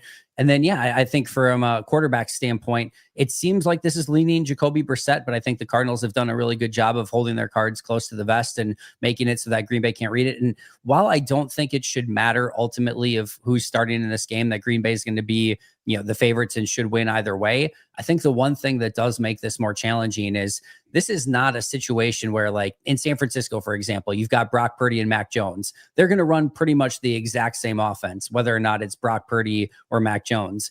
In Arizona, the Kyler Murray and Jacoby Brissett experience is two totally different experiences. And you have to sort of, defend now again. Are you a mobile rollout, super speedy laser rocket arm quarterback? Or are you going against more of a pocket passer who's got a little bit longer of a windup? And it's just, again, a totally different player that doesn't have the running ability that Kyler does. So I think the fact that they have to prepare for two very different types of quarterbacks, I think makes it definitely a unique challenge. I think Green Bay is going to be up to it. I think they go into Arizona. I think there's going to be a lot of Packers fans there. I think they take care of business and set up a really, really fun matchup with Aaron Rodgers against the Packers next week in Pittsburgh. Well, we sure hope that it goes exactly that way this weekend as the Packers take on the Cardinals. Thank you so much, Andy Herman from Pack-A-Day Podcast, for joining us today. We look forward to talking to you, hopefully, about a Packers victory next week. Talk to you guys on a Victory Monday. Good Enjoy, stuff, guys. Andy. You're the absolute best. All right, Right, appreciate you. That's Andy Herman. You can follow him on Twitter at Andy Herman NFL, and of course, Pack-A-Day Podcast. All right, coming up next, it's an absolutely incredible story. I can't believe that it is a real thing. I'm so excited. We all talked about what happens if the Brewers lose Game 3. One texter texted in yesterday on the Nicolay Law Fan Talking text line and said, well, if the Brewers lose this game, I'm going to end up watching reruns of Sewing with Nancy.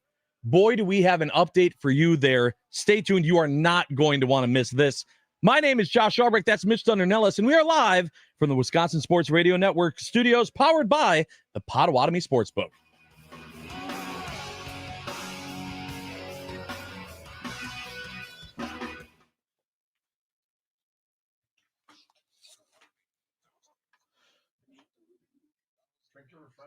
Did you send me that audio?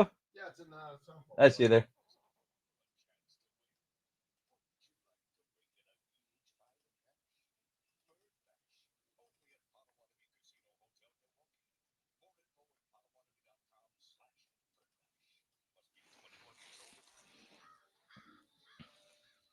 This is Mason Crosby for Nicolay Law. With a winning history and years of experience, you can trust Nicolay Law to get your case across the goal line. They've seen every play the insurance companies have, and they'll go the whole 9 yards to make sure you get the compensation you deserve after an accident. If you've been injured in an accident, get the firm that represents.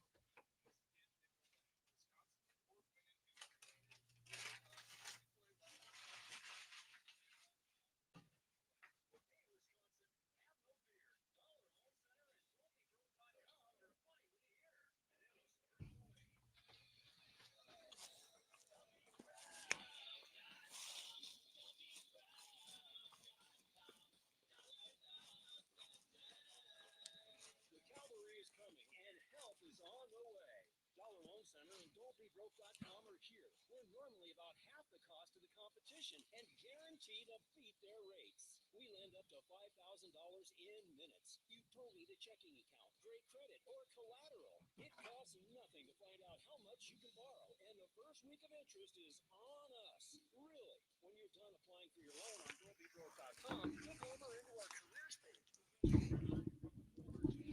Locations that will be opening soon all over Wisconsin.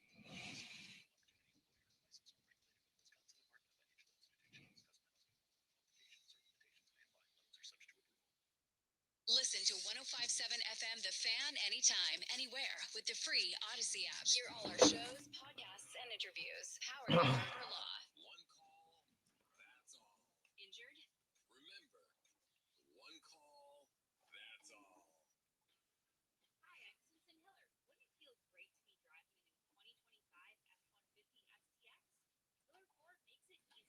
With a 36-month lease for only $329 a month with $39.99 down and no security deposit. Or you can go electric with a 2025 Mustang Mach-E or F-150 Lightning with 0% 7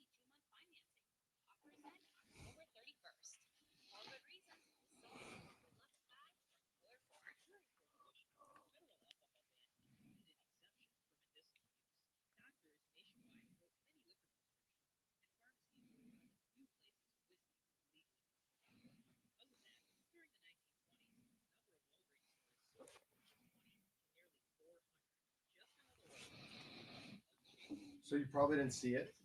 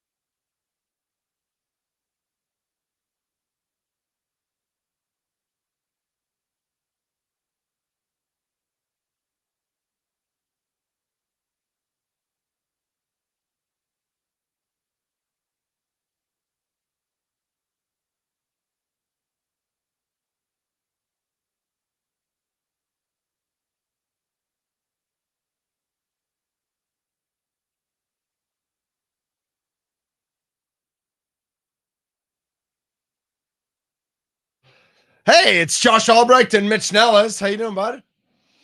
I just didn't know if you were going to turn your mic on. Or I was eventually. I was going to let it here. get 3 more seconds in to where it just calms down, cools down right there a little bit. But as you said, yes, I'm Josh. That's Mitch. We're live from the Wisconsin Sports Radio Network studios, powered by the Potawatomi Sportsbook. Make sure to follow us on Twitter. I'm at OnAirJosh. Mitch is at ThunderMKA. You could be watching us live on YouTube right now as well. I am. Be a part of the conversation on the Nicolay Law Fan Talking text line, which is 414-677-1250. Make sure to tune in next segment, as well as our friend Trevor Thomas will be back as well. You're not going to want to miss that.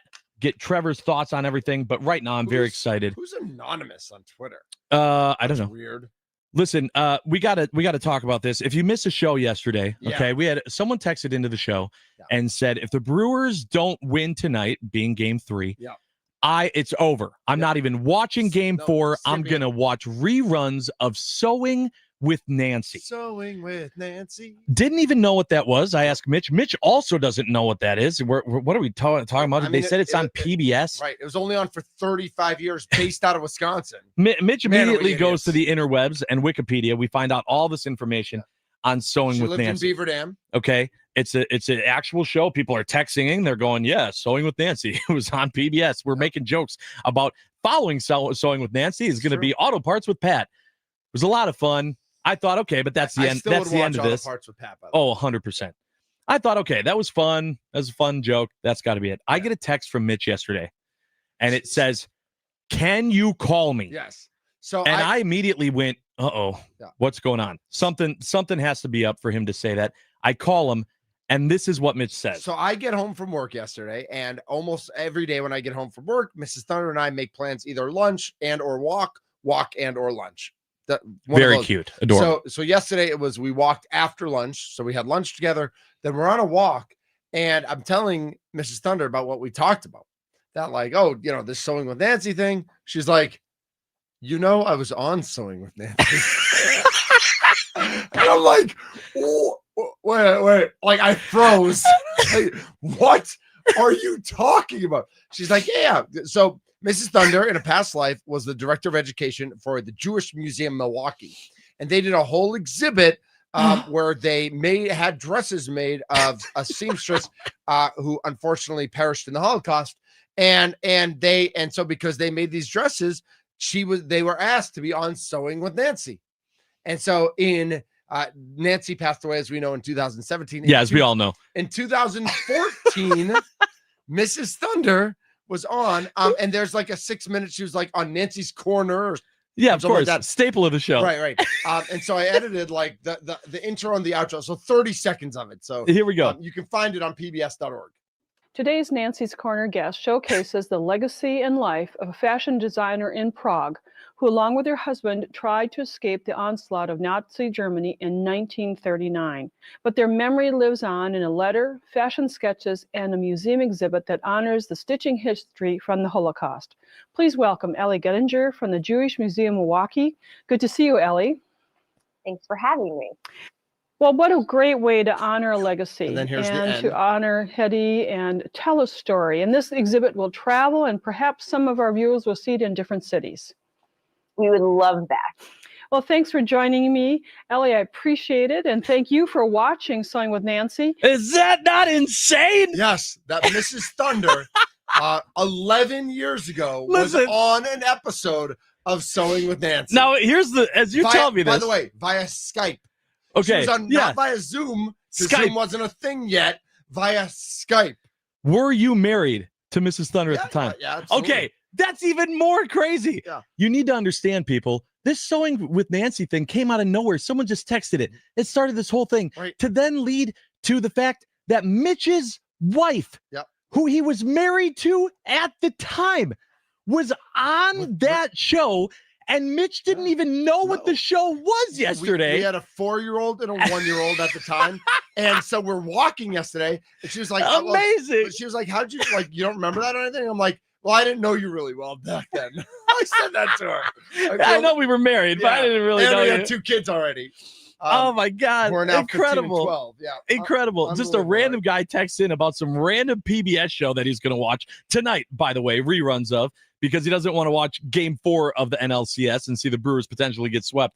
And it turns out that Mitch's wife was literally on that show. Yes. TV star Ellie Gettinger, a.k.a. Mrs. Thunder. Insane, man. Small world, crazy world. Love it. Insane. Fantastic. Yeah. I couldn't believe that. right, And yeah. I felt like if we don't let people know that, that's a disservice. Yes. Because that is the most crazy, I can't believe it, example, situation, whatever you want to say, that I could think of. So you never know what you text in on the Nicolay Law Fan Talking text line, what that could lead to. It led to us not only learning about Sewing with Nancy, but that Mrs. Thunder was on Sewing with Nancy. That's Absolutely incredible. Real quick before we get to the top of the hour. Yes. The LA Dodgers in early September, Yamamoto was 1 pitch away from throwing a no-hitter. They ended up losing that game to the Baltimore Orioles. Okay. Since then, they're 23-6. Okay. Well, So it's not just the Brewers that they have dominated. No. Yeah. No, it's everybody. And it's been everybody this postseason as well. Listen, we have Trevor Thomas coming up next at the top of the hour.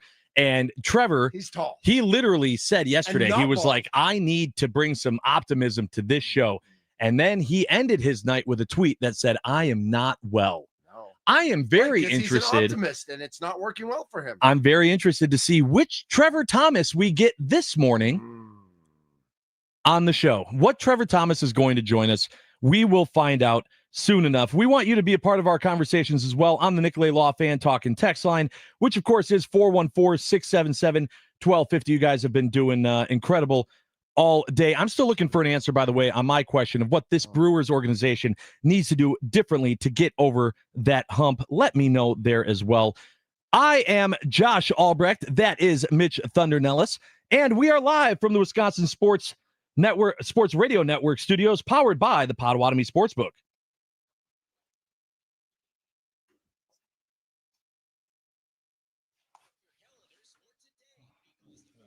Okay.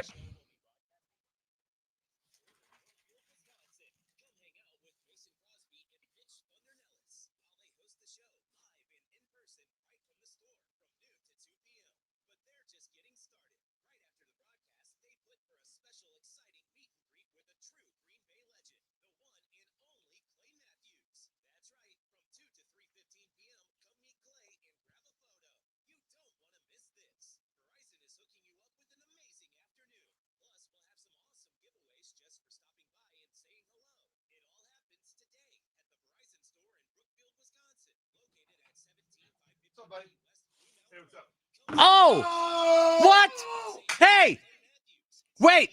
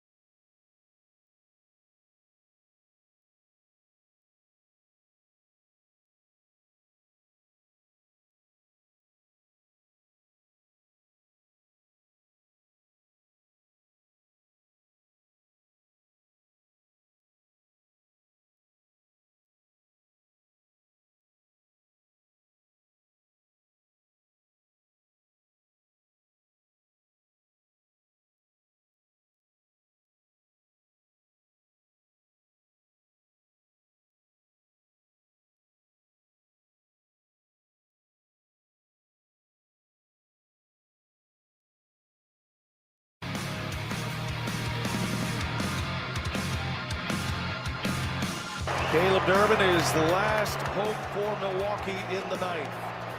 2 hits and a walk. Got him! Ball game! The Dodgers win it! Sasaki closes the door. Los Angeles wins it 3-1. They are 8-1 in this postseason, steamrolling their way through this playoff run. They sure are. They are sure steamrolling their way through not just the Brewers, but the entire postseason run. The Brewers now down 3-0 to the Dodgers in the NLCS. Boy, oh boy, not a good situation. Not a lot of fun to discuss, but yet plenty to discuss.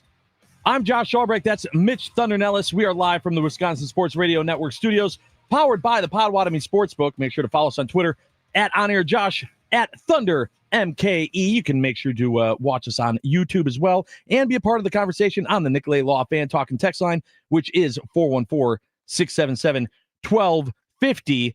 And right now, as you can see on the YouTubes, joining us, surprising me, live in studio this morning, in the same studio that I am standing in right now, is a 6'8" man who very soon is going to be able to shave his head. The beast incarnate.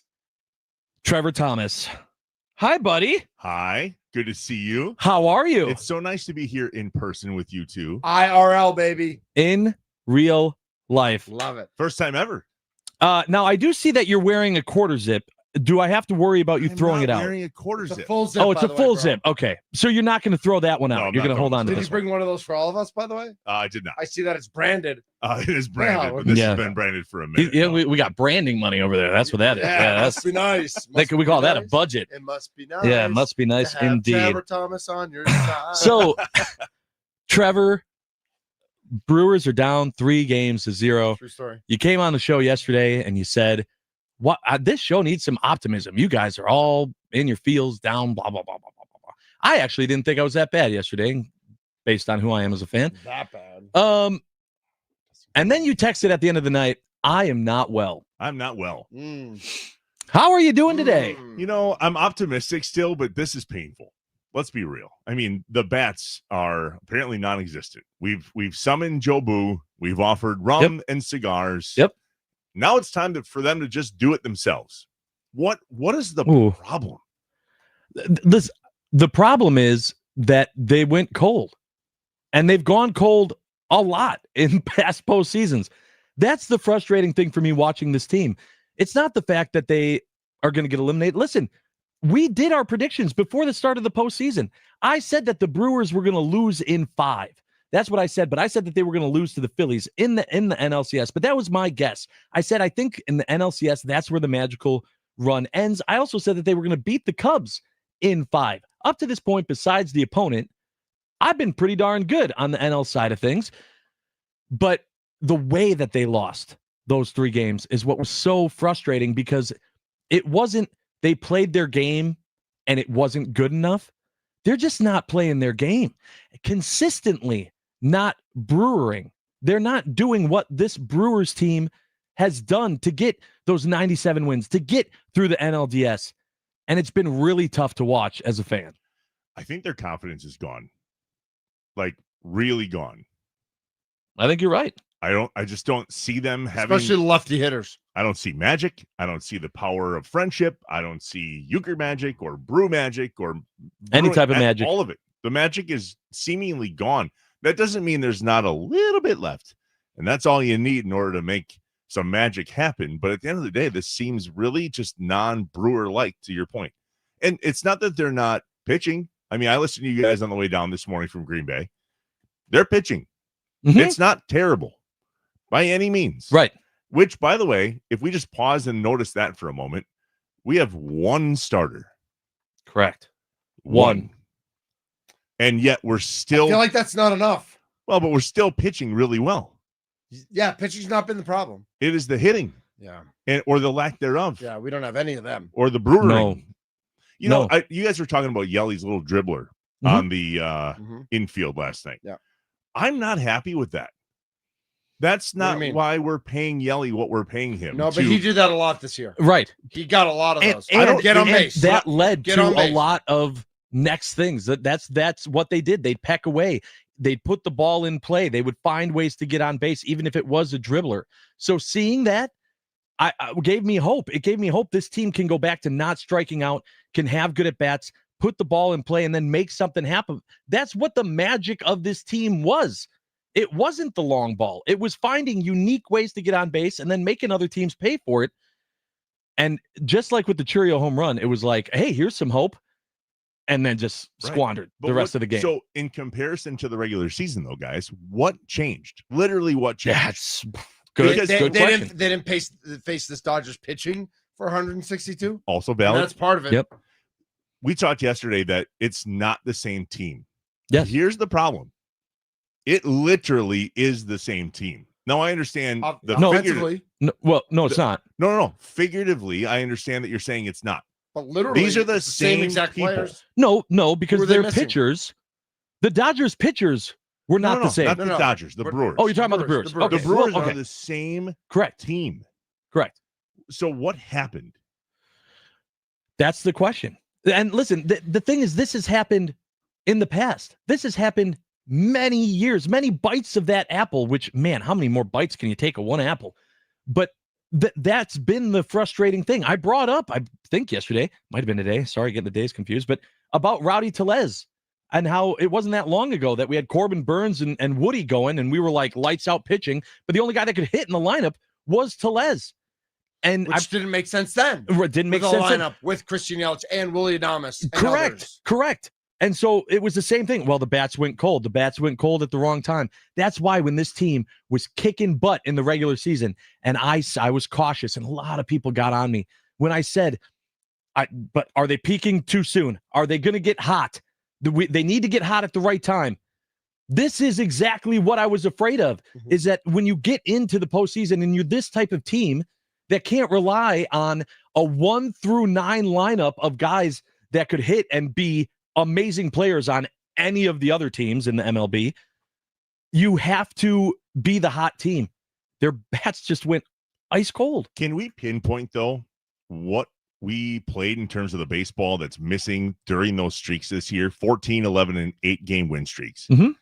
I understand that was when the Woodpeckers were well. Yeah. And they weren't broken beaks. Yeah. That's, to bottom. that seemingly left us at the end of that 14-game win streak when we lost to the Reds. And then thereafter, I believe we went 20 and 22 over the next 42 or something like that.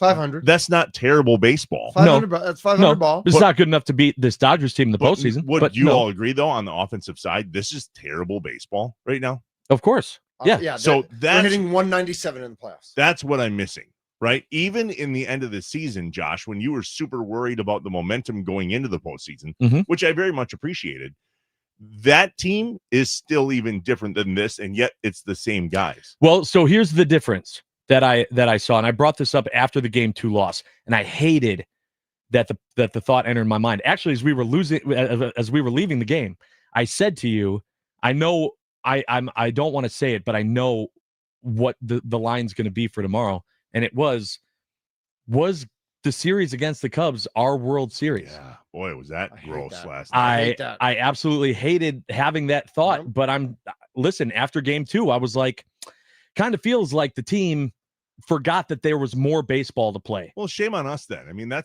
we've been here before. It's not like Absolutely, we have. There are teams that have never been here before. Have you ever heard the saying, act like you've been here before? Right. Mhm. When I was in a softball tournament called the Pink Flamingo in Green Bay, my team didn't win a game for 10 years. Wow. 10 years. You need a guy. I'm not as good as I once was, but I'm okay. Man, if that is no, a no, that was relax. it. I'm better than okay.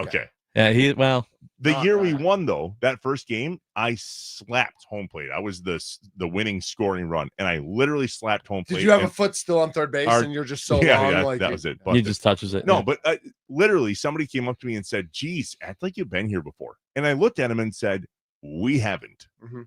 That's the problem. That's why I'm as unoptimistic right now as I've been in my maybe life in regards to the Brewers. I'm gonna I've call it always realism, had a lot but- of hope. I would call that realism. Well, I don't like it. I don't like being It's here. not always you fun. live here. I know. I'm not a fan. Yep. There are cloudy of this days in realism world. space. But that's the problem. And systematically now I'm worried.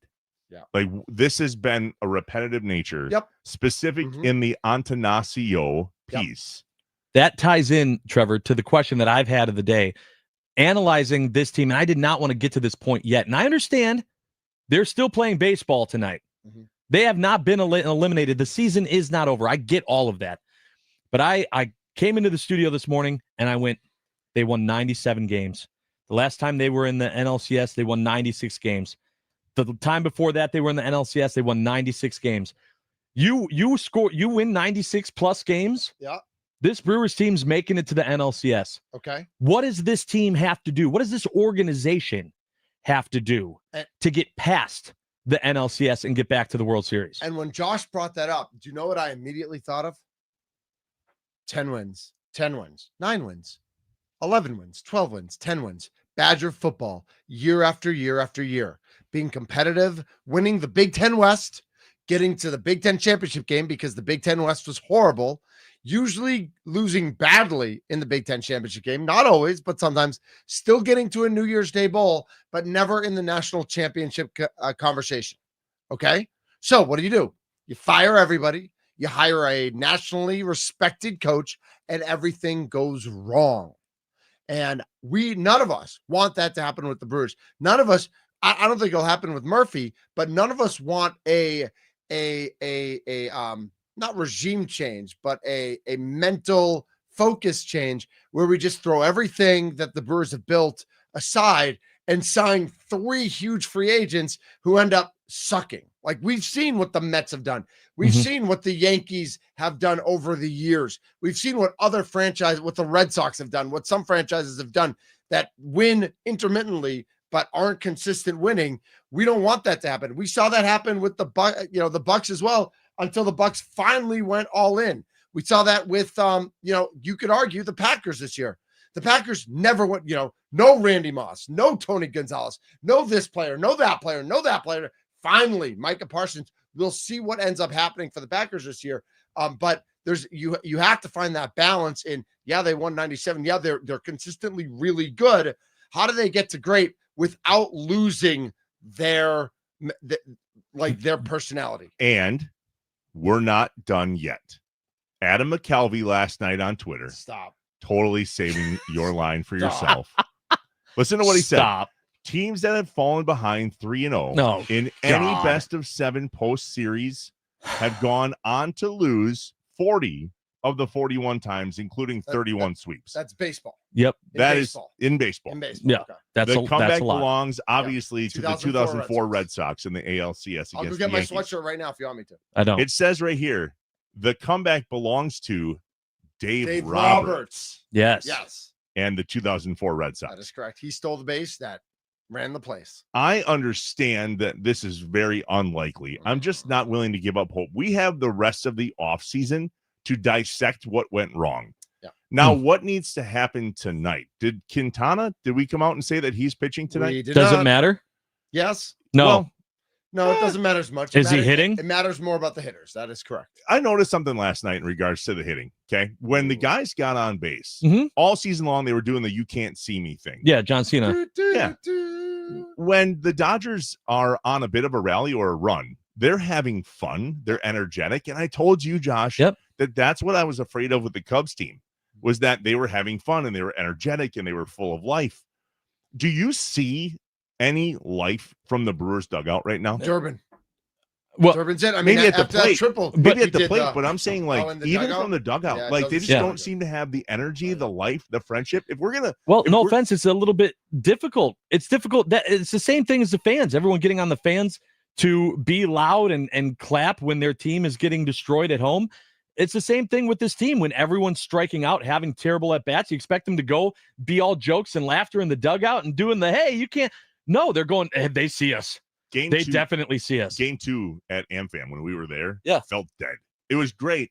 That home run was fantastic. Oh, but yeah, even man. that was like, okay. Like now, what now? The 715 on the Nicolay Law fan talking text line, by the way, chiming in, saying it's not as much that the Cubs series was the World Series, but getting past one round was the World Series Yeah. because that was the Achilles heel that we needed to get Right. past Pete Alonso. as this. I mean, Pete you Alonso's can in our keep heads. going. I know, but Pete Alonso, Corbin Carroll, Charlie Morton, and the Right. Braves. I mean, yeah. You can keep going and going and going, and You're that right. this was what we needed to get past. The difference for me is this team wasn't supposed to be like those other teams, right? And it wasn't. Right. This team was right. This team, 83.5 wins. This team did what was necessary to get 96 plus wins, which has led them to an LCS Yep. the 3 times that they've done it since 2011. Okay. That brings me all back to my question of apparently that's not good enough because in those Well, it's situations, not good enough to get to the World Series. correct. Right. Well, is that not what we want? Right. Sure, but a lot of franchises would just want to get, and I get we're not other franchises. I hate when people say that about the Packers. Well, Bears fans will switch play. Yeah, but we're not Bears fans. We're Packers fans. So I'll strike that from the record. Is 97 wins and a loss in the LCS good enough? No. Ever. No. Okay. Anymore. The answer is anymore.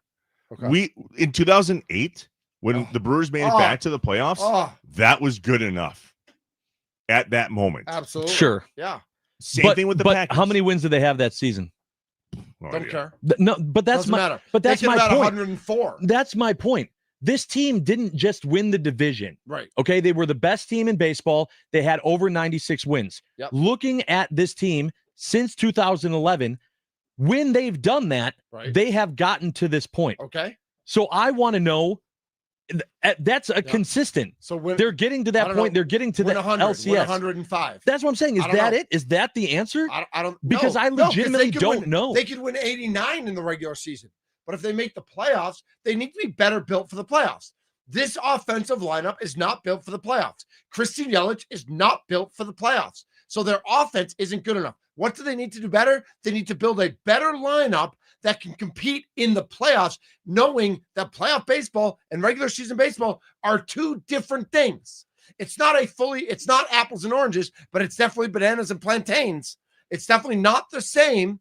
And it's kind of like for years, Pat Riley would get the Miami Heat to the playoffs. Yeah. And they'd lose in the playoffs, no matter how well they played in the regular season, because they played with maximum effort for 82 games. They had no next level to get to. Meanwhile, every other NBA team knew they had a next gear to get to in the playoffs. They were playing 82 to get to the playoffs. The Brewers didn't have a next gear. The Brewers were maxed out. The Dodgers weren't even close. The Dodgers were, let's get in, and then we got 5 more gears to get to. The Brewers need to put in place a starting lineup day in and day out that isn't max effort for 162, that knows how to get to the playoffs and then goes max effort. Sewing with Nancy doesn't have a stick to shake at this. This is fantastic. I know. We woke him up. I know. We woke him up. That's what I literally had to turn his mic down a little bit Once a because it month, was I know what I'm peaking. talking about, Trevor. Right Once now a you month. do. Yeah, I just That was This is it. the day. Yeah, I'm done. This is the day. That was I it can right leave now. You guys are good, right? That's it. No. We're taking a nap. Not quite. Monday, hopefully. We're taking What's your thought, Trevor, on what this organization has to do different to get over the hump? You and I talked on the day we went to the game. Was that Tuesday? It seems so long ago. Yep. I know, it's Tuesday. It was wild. days run together. There are high highs and low lows, and that seems to be the way that this Brewers team felt this year. Super high highs, super low lows. Right now, we're one of those lows. My question now, because I don't like talking about this is over, because it's not. It's over, Johnny. But it wasn't It's over. It wasn't over the day that Giannis still had a playoff game, and everybody and their mother in Milwaukee wanted to talk about Giannis being traded. McFly, there's still games to be played. So pause and That's go, true. there is at least one more game to be played tonight. I do love baseball. I love baseball. I I will love watch playoff baseball. I'll watch this through the World Series. I will too. Because now I don't care if the Josh Brewers Wall. don't win. I don't hate another team as much. I don't want the Dodgers to win. And I was really hoping for a Seattle Pilots Brewers Me World Series. too. It's plausible. We'll see what happens. Well, It is plausible still. I mean, Yep. I understand that's the whole, you're saying there's a chance. Yep. Yes, sure. 920 texted that in. So you're But saying at there's a the other side of this, let's still play baseball. Mhm. The Brewers have shown that they can snap out of a slump like that this season. And I understand that this isn't the same team, and Mhm. Churio had something happen last night that Yep. looked horrible. Yep. Although Murph did say that he thinks he's going to be fine. It's just cramping. That's what I Churio said through his translator, which, by the way, I ended the night last night watching that clip of Churio talking to the media through his translator. Yeah, which he does. Whoa.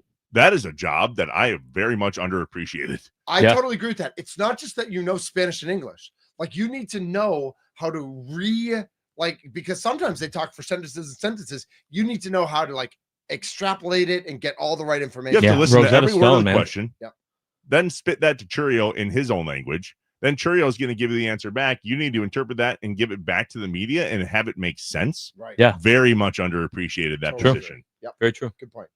Listen, it's not over. I understand that it's bleak, and let's just bring everything we have to this game tonight. Let's wake up the bats somehow. I don't have the answers, and maybe that's the position that the Brewers need to be in, guys. We have nothing left. So is that a good spot? Like, we have nothing to lose other than going home.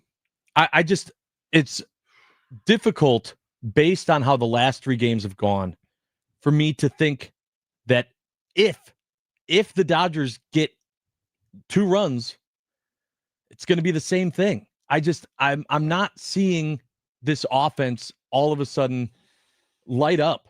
And I think there's a little bit of what we talked about as soon as we knew it was the Cubs, and we were talking about this Brewers team of, I said it a ton with Tommy on the leadoff show of just talking about, hey, this is different. This is the playoffs.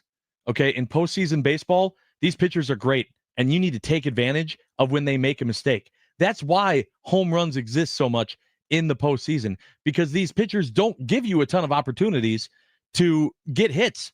They pitch really well. I don't know that the pecking away mentality works, because it hasn't worked thus far. One more thing for me, and I know we got to get to a break, and I'm so excited to be back with this here program on Monday. Yes. What I've been told. That's what's happening. We will be together again. The band is back together on Monday. Need it. Mitch gets to sleep in. Mitch gets to go to bed. Let's just Hey, can we figure out once a week? Can I do a segment with you guys once a week just to keep the Maybe not. keep only in the 6 o'clock hour. Yeah.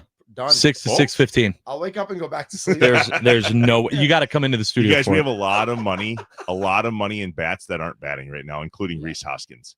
Yeah. So there is something plausible that means we can get some money back and maybe go get a bat. You mean future Red Sox, Rhys Hoskins? Yeah.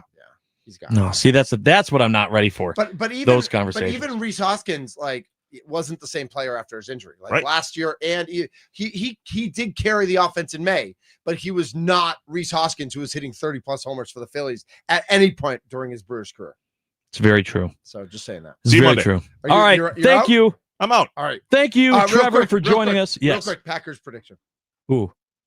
One of these games we have to win big. Okay. This might be it this weekend. Ooh, Okay. I'll Score. take it. Yeah. 40-14. Wow, Ooh. that is big. I don't have to From give your you mouth my. to God's ears, my friend. Amen. I don't Let's have to go. give you my score prediction yet, because all right. I'm going to come back in the next segment. Yeah. Thank you, Trevor, for being here. Look forward to talking Good to to see you you guys. on See you Monday. Monday, buddy. Woo! All right. We got more coming up next. We got all of your reaction on the Nicolay Law Fan Talking text line.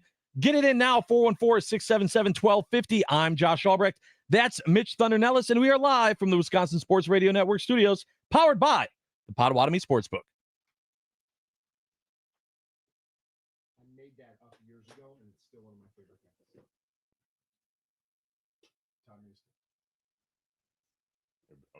All the mics off.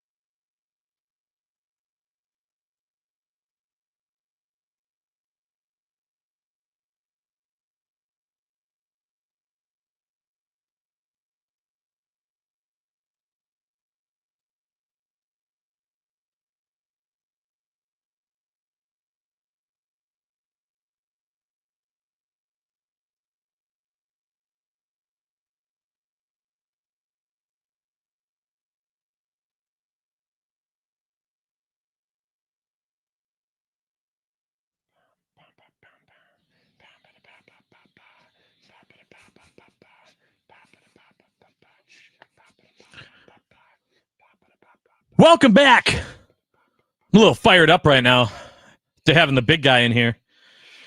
I'm Josh Albrecht. That's Mitch Thunder Nellis. Hey, Josh. We're live from the Wisconsin Sports Radio Network studios, powered by the Potawatomi Sportsbook. For everyone watching us on YouTube, appreciate you doing so this morning. For everyone participating in the conversation on the Nicolay Law Fan Talk and Text line, appreciate you too. You can be a part of that on 414-677-1250. You can also make sure to follow us on Twitter. I'm at On Air Josh. Mitch is at Thunder MKE. True story. Yeah, listen, I love the conversation. I understand that they still have a game tonight, that the Brewers are not dead yet. There is baseball tonight. It is at 7:37. Okay. I mean, listen, it matters. Yeah, we'll talk about that next segment in What's Up You'll Wisconsin. talk about that. I'll talk about that all day. Yeah, well, that's true. I know you're like a segment guy. I am. I'm not. Well, that's what we do. Yeah. But I do appreciate everyone being a part of the conversation and venting about the game last night and what this team has to do. I think it's an interesting conversation because this organization has proven, especially over the last 2 years, that they can do things differently.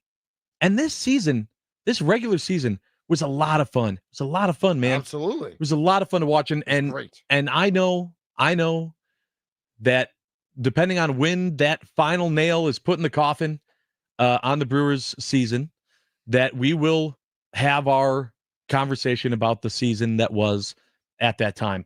But after the game last night, after it was a third consistent game of elite pitching by the Dodgers, okay to good pitching from the Brewers, and nothing from the Brewers bats, it just has me remembering the past, man.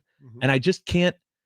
I think the reason that I'm frustrated with my own question of what this organization has to do is because I don't know that there is an answer. And that's what makes it so frustrating. I feel like they've attacked the postseason so many different ways. Yep.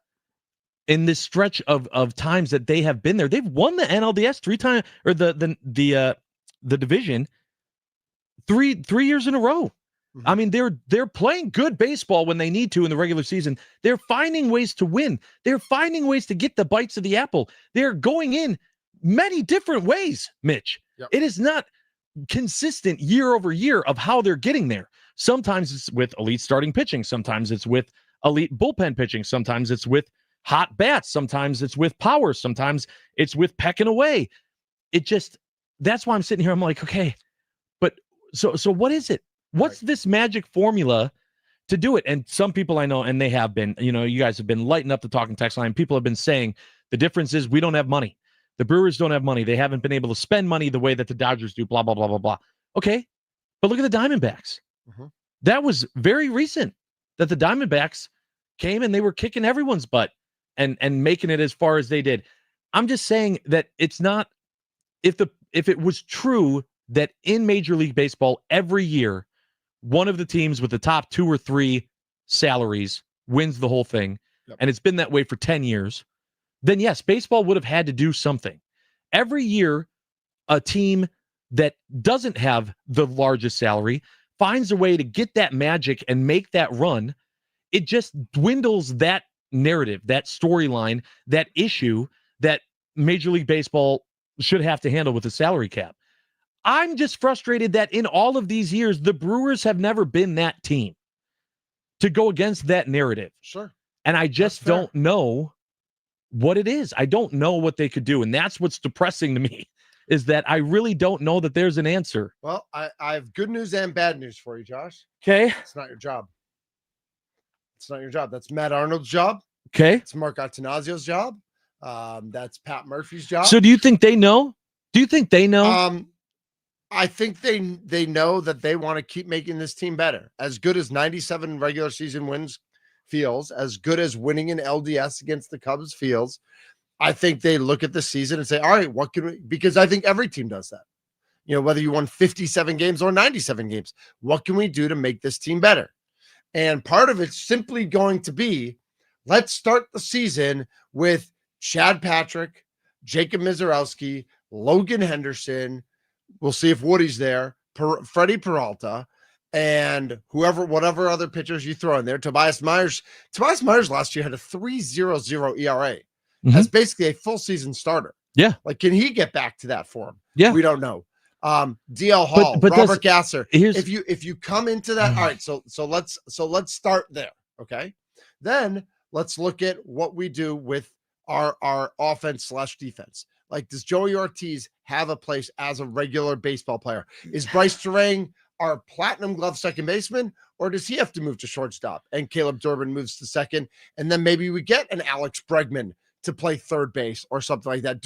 Is there money for a big one free agent signing, which would probably be an offensive player? And maybe there's not. Maybe the Brewers are not going to make that But investment. were you upset with the offense this season?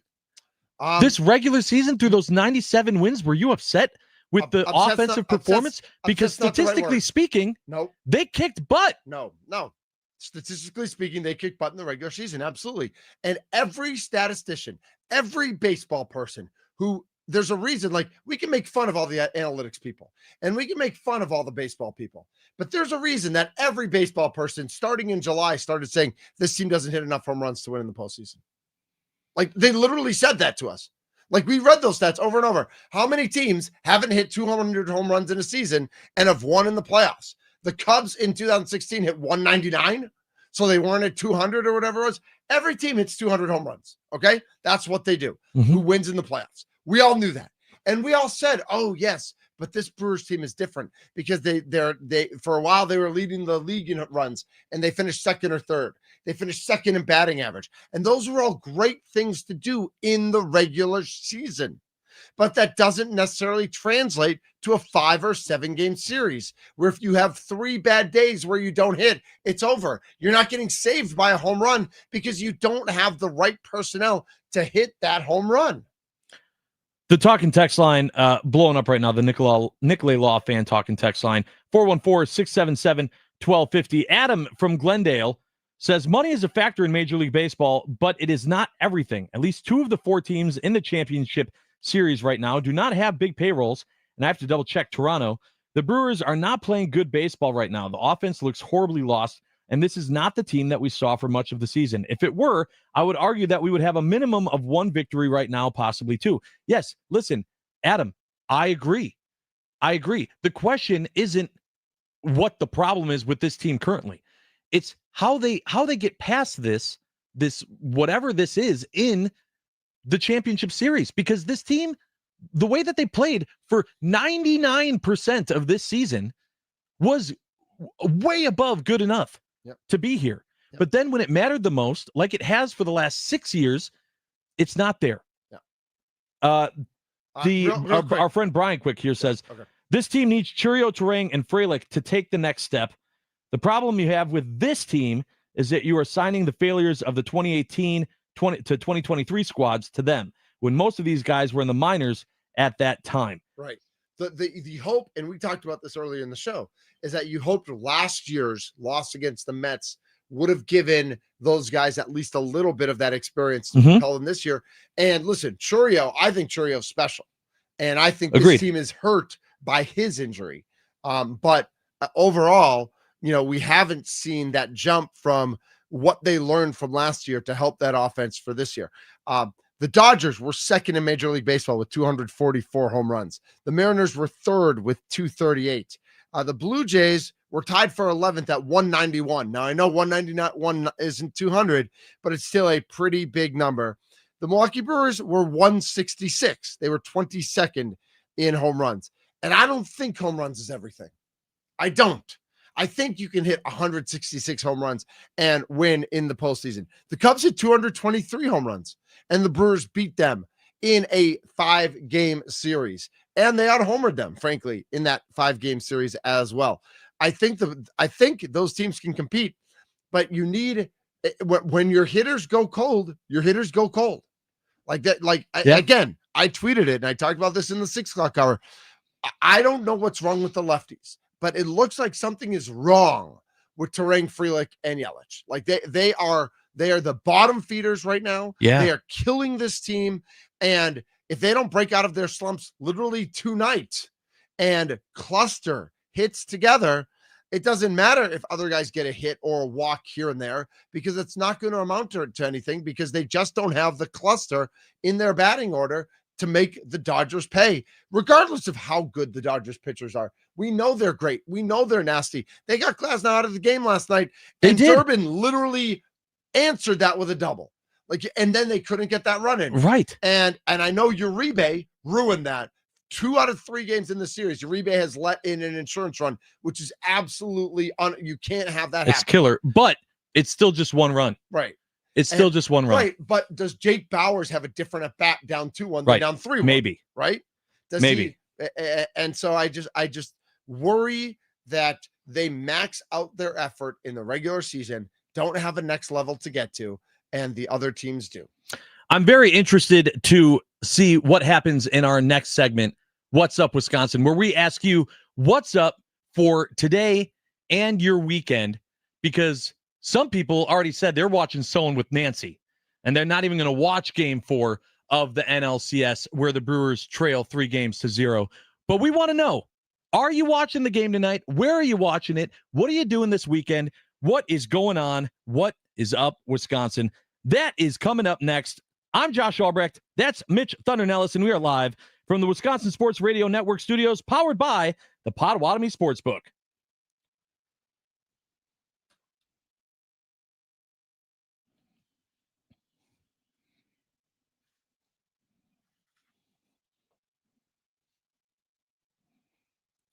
Hey, it's Josh Albrecht here from my friends at Natty Oaks in West Dallas and their partner establishments, Henry Flock Steakhouse and Shelby's National Tap, also in West Dallas.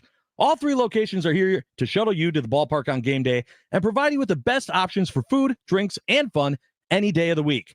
Make sure to stop into Henry Flock Steakhouse this Friday and Saturday for a chance to win tickets to a potential Milwaukee playoff baseball game. Ask a team member for more details. That's Friday and Saturday only at Henry Flock Steakhouse in West Dallas.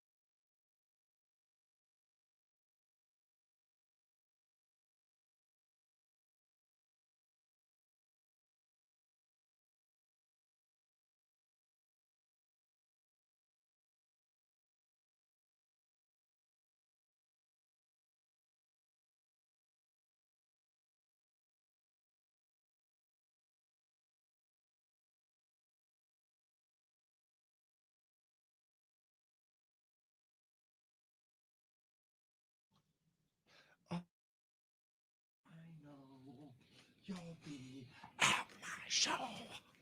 Watching, waiting, commiserating. Say it ain't so, I will not go. Brewers gonna win. Here we go. Welcome back, everyone. Josh Albrecht here, Mitch Thundernelis there. We are Let's go. live from the Let's Wisconsin go. Sports Radio Game Network 4, studios. baby, let's go. Powered by the Potawatomi Sportsbook. I don't know. Apparently, there was some switch that was just turned. Let's go. On I just Mitch. decided to not be negative anymore. Wow. And say, let's win tonight. There you go. At Let's win 8:50. tonight. There you One go. Good game at job. a time. Thank you for being with us all show long. Yep. And now it's time for What's Up, Wisconsin? What's up, Wisconsin? What's up? This is where we find out what do you got going on tonight. Yeah. When you watching the game? How you watching the game? Are you watching the game? Yep. What are you doing tonight and this weekend? I'm going to go first. So first, Blue Jays Mariners is at 5:08 on FS1, Okay. followed by Brewers Dodgers at 7:30. So there's still postseason. 7:38 7:38. Two postseason baseball games still being played tonight. Yeah. That is still great for sports fans and lovers of postseason baseball. Agreed. Tomorrow Yes. is going to be an exciting day. But before I get there, I got to let you know it's Friday. And on Fridays, I go to Natty Oaks and I get that big old bowl of chili. Big old bowl of chili, baby. I had like two people text in and say, man, Josh seems like he needs a big old bowl of chili. Well, good thing for me, it is Friday. Yes. Because that's when I go and I get myself a big old bowl of chili. Oh, love that. And that is Love happening. that for you. Love that. Saturday Yeah. is Jordy's birthday. Oh. Yeah. Brr, brr, brr, brr. Turning 9 years old, Nice. which is insane. Yeah, it's exciting. And we are going to some, I don't know, theme park. I mean, you already I took don't him know. to New York, bro. I did. I did. I think we're good here. I did but it's like the kids' party. Right. You know, it's No, going to be I know, one of I know, those I know, things where, it's just kids running everywhere, Yeah, and I'm going to be super as stressed. it It's should going to be. smell like sock. Yeah. Sweaty sock. Yeah. So that is happening That Tuesday. Saturday, and then Sunday Mhm. I will be watching the Green Bay Packers play football. Nice. As you mentioned, Brewers, Dodgers, Brewers, if necessary, I think it could be necessary. Tomorrow night, they would play at 7:08. Hopefully that happens. Tonight, number 2 Miami plays football against Louisville. Number 25 Nebraska is at Minnesota. Tomorrow, Ohio State at Wisconsin, 2:30 on CBS, and number 11 Tennessee at number 6 Alabama. I'm excited for that. I know we hate the SEC, but LSU's at Alabama. I think Ole Miss is at Georgia. There's some really good SEC football tomorrow. Also, shout out to our friend Hannah. It's her bat mitzvah tomorrow. Oh, hey. So we will be there celebrating. Her mom's a huge Brewers fan. Her dad's from Toronto. So there's a lot of baseball theme going on. Yep. But shout out to Hannah. And then on Sunday, I don't know if you know this or not, Josh, but I will be watching the Packers game at 3:25. Oh, the Packers. Yeah, I've heard Yeah. they're playing. Yeah, they're playing at 3:25 at Arizona. Scotty Tiffany texts in on the Nicolay Law Fan Talking text line to let us know, I've been distracted this whole NFL season by the Brewers and playoff baseball. This weekend, it's time to do what I normally do every fall, make the NFL a priority. I'll reluctantly watch the game tonight, but I'll be putting 100% of my fandom on the Packers starting Sunday. Josh, I forgot to mention, do you know where I'll be at noon today? Where will you be, Mitch? Well, today, the Mason Crosby Show with me, Mitch Thundernelis, will be broadcasting live on the Wisconsin Sports Radio Network from noon to 2 at the Verizon store on West Blue Mountain Road in Brookfield. Packers legend Clay Matthews will stop before his meet and greet. His meet and greet begins at 2. He'll stop by hopefully around 1:40, and we'll get to interview him. Verizon is hooking you up with an amazing afternoon. Plus, they'll have some awesome giveaways just for stopping by and saying hello. It all happens today at the Verizon store in Brookfield on West Blue Mountain Road in Brookfield. Come see the Mason Crosby Show with me, Mitch Thundernelis, and come say hi to Clay the Maniac Matthews. Yes. What else you should be doing today, Wisconsin, I want to let you know, is you should be listening to 9 to Noon with Kuhn, which is coming up next because Wayne Larrivee, the voice of your Green Bay Packers, is going to be joining them at 10 a.m. You're not going to want to miss that. Wayne is always a good interview. He's a good time. I love that man. Love daggers. And that is going to be Wayne an Daggers awesome Larrivee. interview. You're not going to want to miss that. That is on 9 to Noon with Kuhn, which is coming up right after this. Doesn't have the same ring. No, it does not. Love him, though. Brad, Yeah. Spooky says it's Spooky Sussex tonight. Zoo trick or treat Saturday. Love that. And on Sunday, I'm eating my feelings about the Brewers with pizza while watching the Packers. Hey, man, that ain't bad. No. That's a jam-packed weekend for you. She I like says, that, Brad. I'm driving to a house closing right now, moving all weekend. Mark A can't get me down. All right. Okay. All right. What about Otani? Can he? Or he probably can. He probably. I Can mean, because he's got a lot of impact on how you might feel later. Yeah, that's fair. That's fair. Later. All right. So how really fun was it to see Trevor today? Yeah, that was great. Yeah. He's so tall. He's taller than me and you. He's tall. Combined. He's handsome. He's got the deep voice. Yeah. Great head of hair. Oh my gosh. Listen, Oh, wow, it's really listen, something. we got to find some flaws in that guy. I don't know how I'm going to make it for the rest of my life doing a show with him. That's It's prediction time before we get out, Mitch. Oh, okay. Packers. Yep. We did this on the Mason Crosby show yesterday, so I'll stick with the same score. I've got 27-16 Packers because they always score 27 in a win. Yes. Yep. But I do think the Cardinals will have the ball with 30 seconds left, and there's a chance for the back to recover. I'm going to go 24-13, and I'm going to do that just because I was also going to go with 27, but then you said it. You can go 27-13. Nope, I decided 24, and but I'm letting everyone know that's literally the only reason Is McManus why. going to miss a field goal? Is that why? I don't know. Because they would have scored 27, but McManus is still a little banged up, so he missed a 51-yarder. Could be. I'm just guessing. That's what this is. That's what predictions are. All right. Thank you, everyone, so much for listening to the show today. We appreciate it.